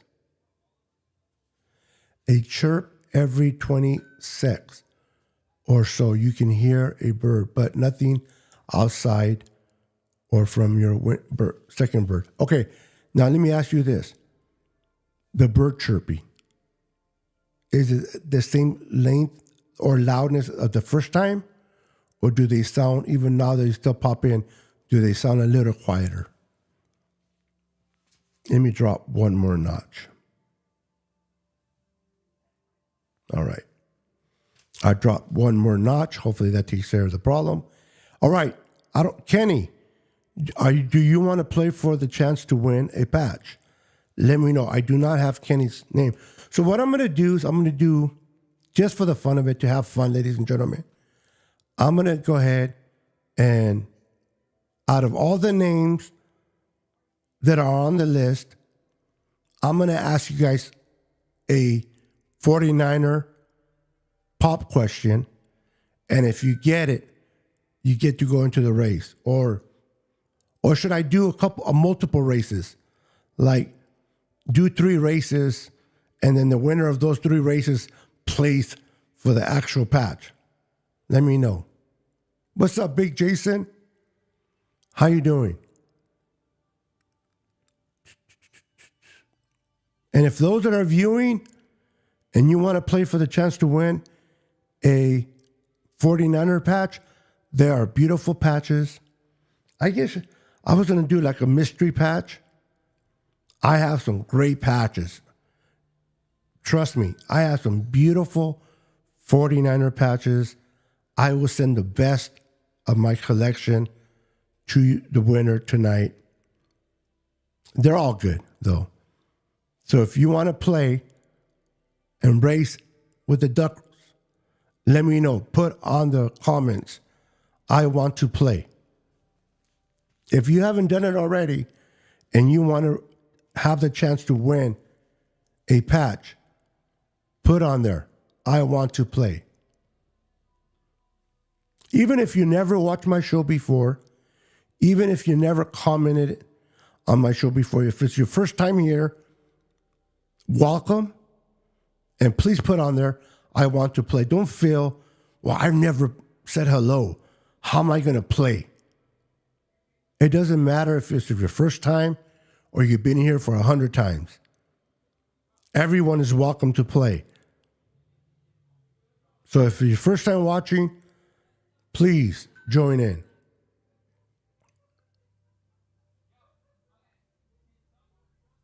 Kenny, did you say you want to play? I definitely lost. I'm okay to watch. Okay, you just want to watch. Okay.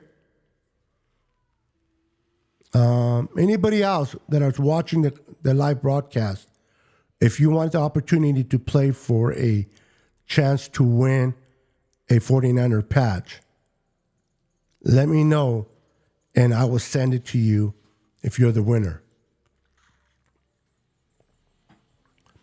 Hold on. And if it's your first time watching, like I said, don't feel embarrassed that you haven't typed anything all the hour that we've been live, and now suddenly you're going to type because you want to play. That's okay.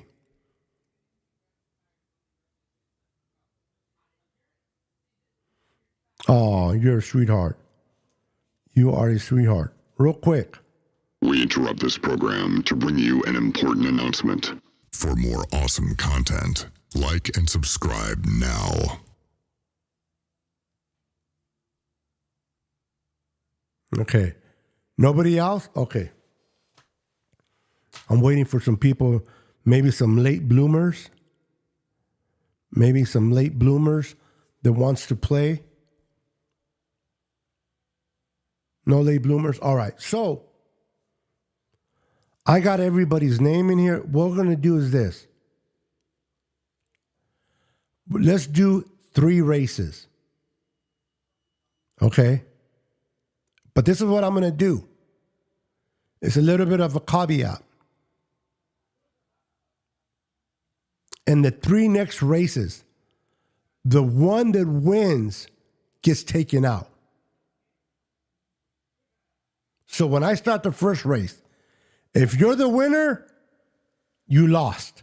Does that make sense? So in this particular case, you don't want to win.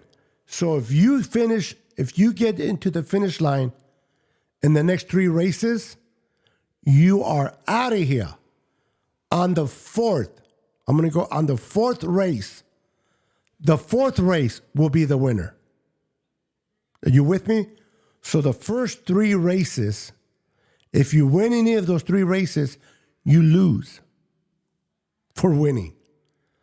On the 4th, or should I keep racing until we eliminate to the last? I'm not going to make the race long. That sounds even better, huh? There's, how many of you? 1, 2, 3, 4, 5, 6, 7. There's 7 of you on here.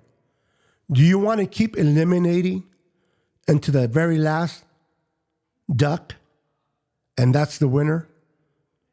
So we race 1. Let's say, I'm using this as an example. Let's say David McNiner wins this match. He's eliminated. Take off his name. Do another race. Let's say Bebop wins. He's out of here. So the winners keep getting eliminated until the last duck is standing. Sound like a plan? Let's go. Let's make it fun. All right. So I got all the names here. Let me see if I can open it up a little bit more so you can see the names. Nope, it doesn't show the names. If I do it nope. All right, trust me. But let me double check, and I'll do it on the screen. I'll do it on the screen so you can see. All right, so right here we have Melissa, we have Dawn, we got Tony, Andrew, David Villa, Bebop Jones, and David McNiner. Is that correct? Drew Pip let me try. You want to play? Okay. I'll add you in there. Drew.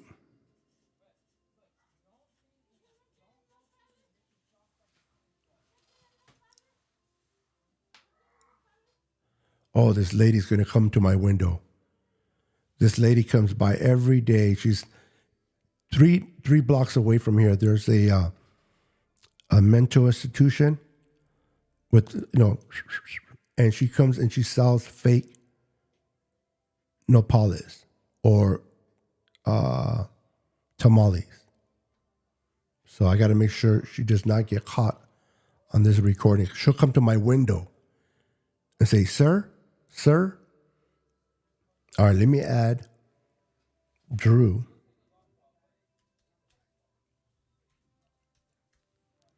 All right, Drew. Oh, pimp, not pipe. Oh, my goodness. I got to learn how to spell. All right, I added Drew Pimp in there. Eric, do you want to play in the race? I always feel bad for Eric, though, because it's like if he wins, he's not a Niner fan. So why would a Seahawks fan want a Niner gift, right? How you doing, Eric?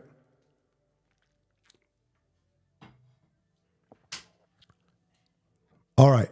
Eric wants some action? All right, Eric. I'll put you in there. Hold on. Eric, you're in there, buddy. All right, so this is elimination. The winner is the loser. So please explain this in the chat. So we're going to go ahead and do this. Anybody else wants to play for a patch before I get started? As a matter of fact, let me do this. Hold on, guys. Let me do this. I'm going to put a timer real quick because I don't want to keep everybody waiting. I'm going to put a timer. Once the timer goes off, I'm closing the door. For to play. So give me a second.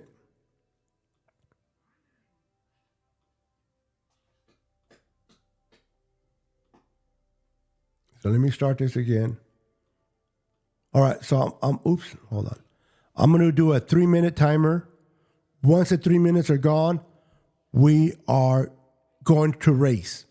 So we're not here forever. So I'm going to be talking during the timer. Let me know if you want to play. So I'm going to start it. Here we go. All right, the timer's on. Between now and then, let me know. Okay, put me in, Coach. Bobby Terry, how you doing, sir? Melissa, if I miss anybody, please let me know. Don, please let me know if the clock goes off and I miss somebody. Keep me straight. All right, we got Bobby Terry in there. Anybody else wants in? Now I'm good. Eric, are you sure you don't want to play? Because I don't want to force anybody to play if they don't want to play.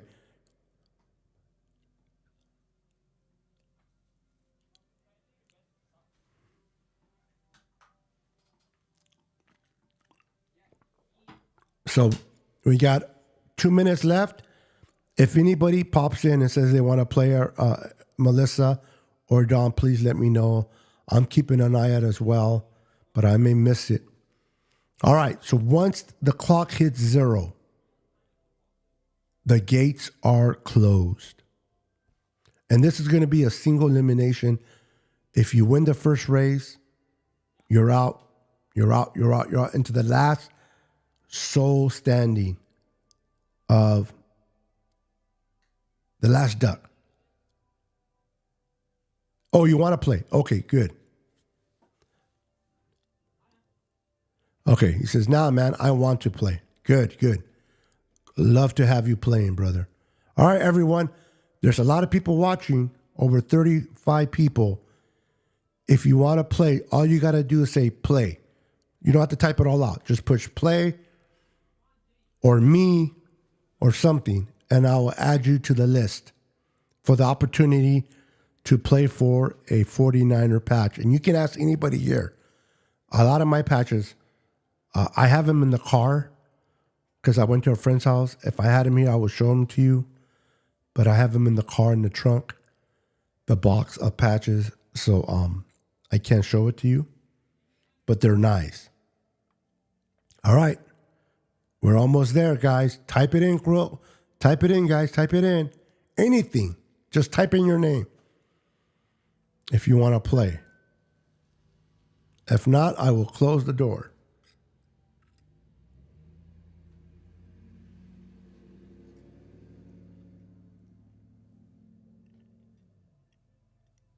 Tick, tock, tick, tock, tick, tock, tick, tock. 7, 6, 5, 4, 3, 2, 0. All right. Let me get rid of the clock. All right. So we got, let's do it for 15 seconds. All right. We don't want to be here forever. So let's do it for 15 seconds. Actually, let's do it for 20 seconds. And then the last one, we'll do it for a minute. Oh, no. Never mind. There's no minute because it's going to be the... Sorry. Don't worry. I scratched that out. Well, in that case, let's do it 25 to make it fun. All right. It is set. Here we go. 25 seconds. Trust me. 25 seconds go by really fast. Here we go. Where's the place? Start. Good luck, everyone. And what I mean by luck, don't win this race. Here we go.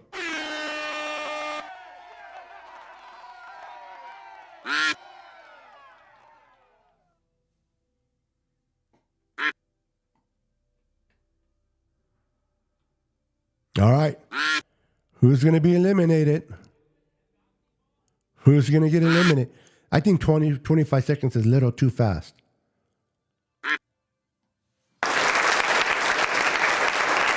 All right. Sorry, David. You are out of here. David's out of here. All right. Let me get rid of David.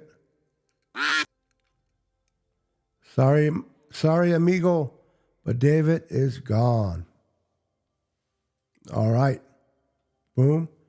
Let's do 25 seconds is good.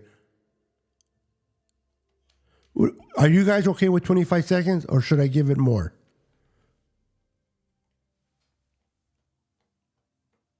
I hope nobody's in a hurry. Yeah, let's give it a little bit more. I hope nobody's in a hurry. I'm not in a hurry. I don't know, but I'm having fun. So let's go. Ready, set, go. Good luck, everyone. And again, don't win the race. Okay. So you guys think 20? Bobby says 25. All right, I can go back to 25. No problem on the next race. 25 is good? Okay. Next race, I'll go back to 25. Who is going to get eliminated here? 9, 8, 7, 6, 5, 2, 1.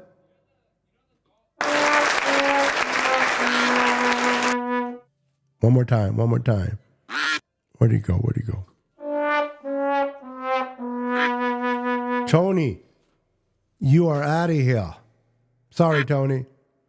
All right, let's move it to 25 seconds. Let me eliminate Tony first.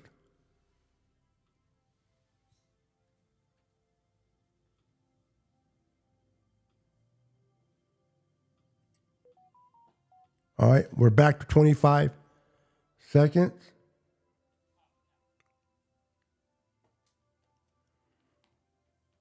There we go. All right, here we go. You mark, set, go. Everybody, bye, Tony.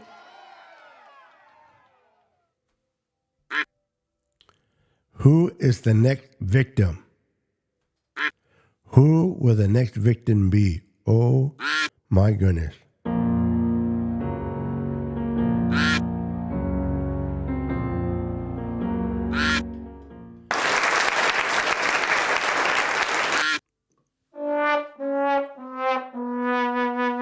Don, you are out of here. Don. Don.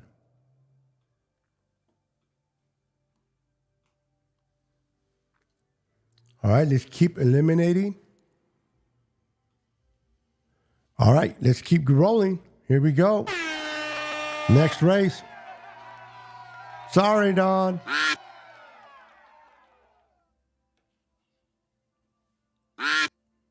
Who will be the next victim? Who will be the next victim?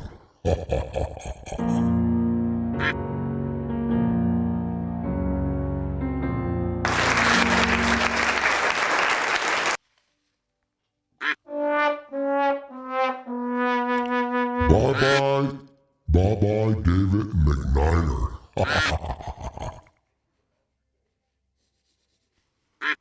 You are out of here. All right, so let's go ahead and move David. I keep doing this. I don't have to move it. My memory span is not bueno.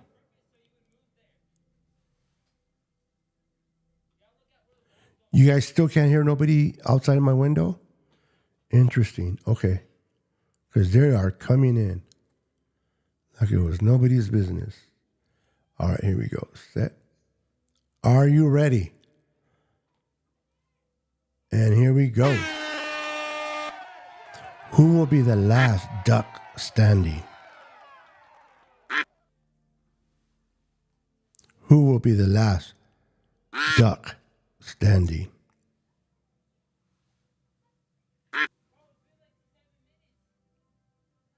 Oh, interesting. Okay.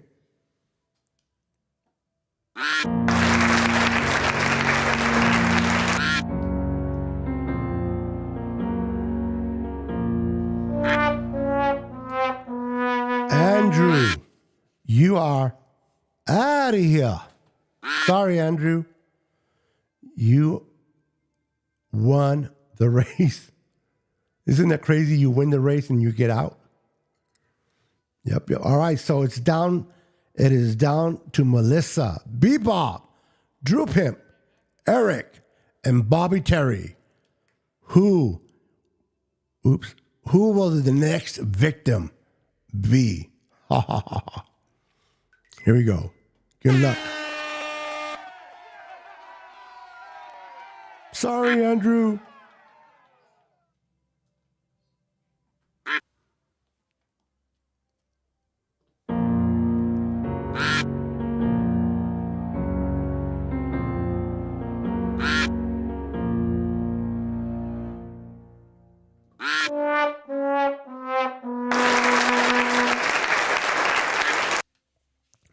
Melissa, you are out of here. Sorry, Melissa, but your duck got cooked.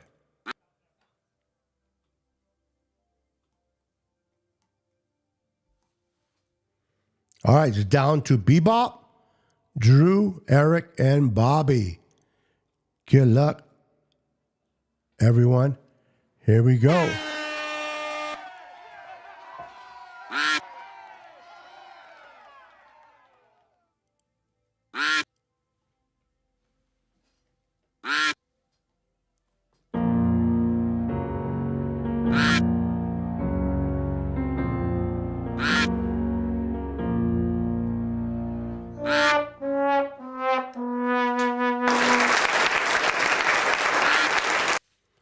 Bobby, you are out of here. Sorry, Bobby, but your duck got cooked. All right. Ladies and gentlemen, we are down to the last three. Bebop, Drew, Eric. Good luck, gentlemen. Who is the next to go?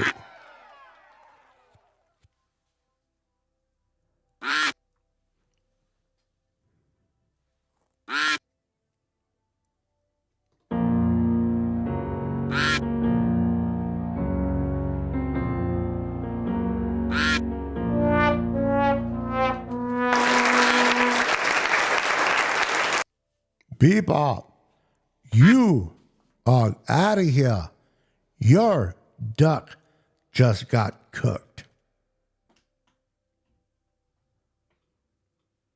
All right, so we're down to the last two. Is it going to be Eric or is it going to be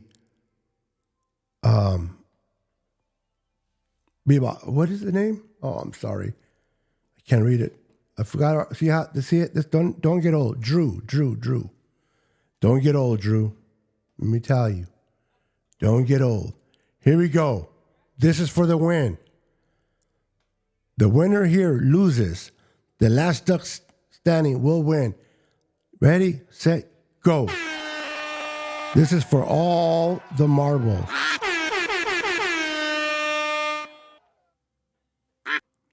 This is for all the canicas.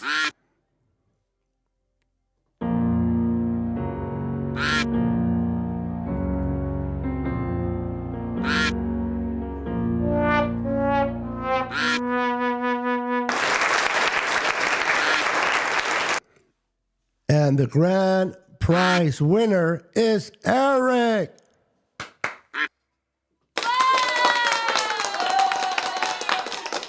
Eric, congratulations, my friend. You were the last duck standing. Please send me your information if I don't have it already. I've been keeping people's information in my books. So if I sent you things in the past, if you have one, I keep your address in an address book. So if I have you, I will just send it to you. If I don't, I will contact you. You can provide me your information. Congratulations to Eric for winning. Everybody for participating. Thank you for participating. Thank you for calling in. Thank you for making the show fun today. Make sure to follow. Make sure to subscribe to my YouTube channel. If you enjoy my content, if you have fun, if I entertain you for a little bit and you watch me on Facebook, if it ain't too much trouble, could you be kind enough to make your way over to YouTube, subscribe to my channel, and hit the notification bell if you haven't done so already. All right, everyone. Your boy Niner Sickness is out of here. Thank you, everyone. Love you all. You guys are all amazing. Eric, once again, congratulations.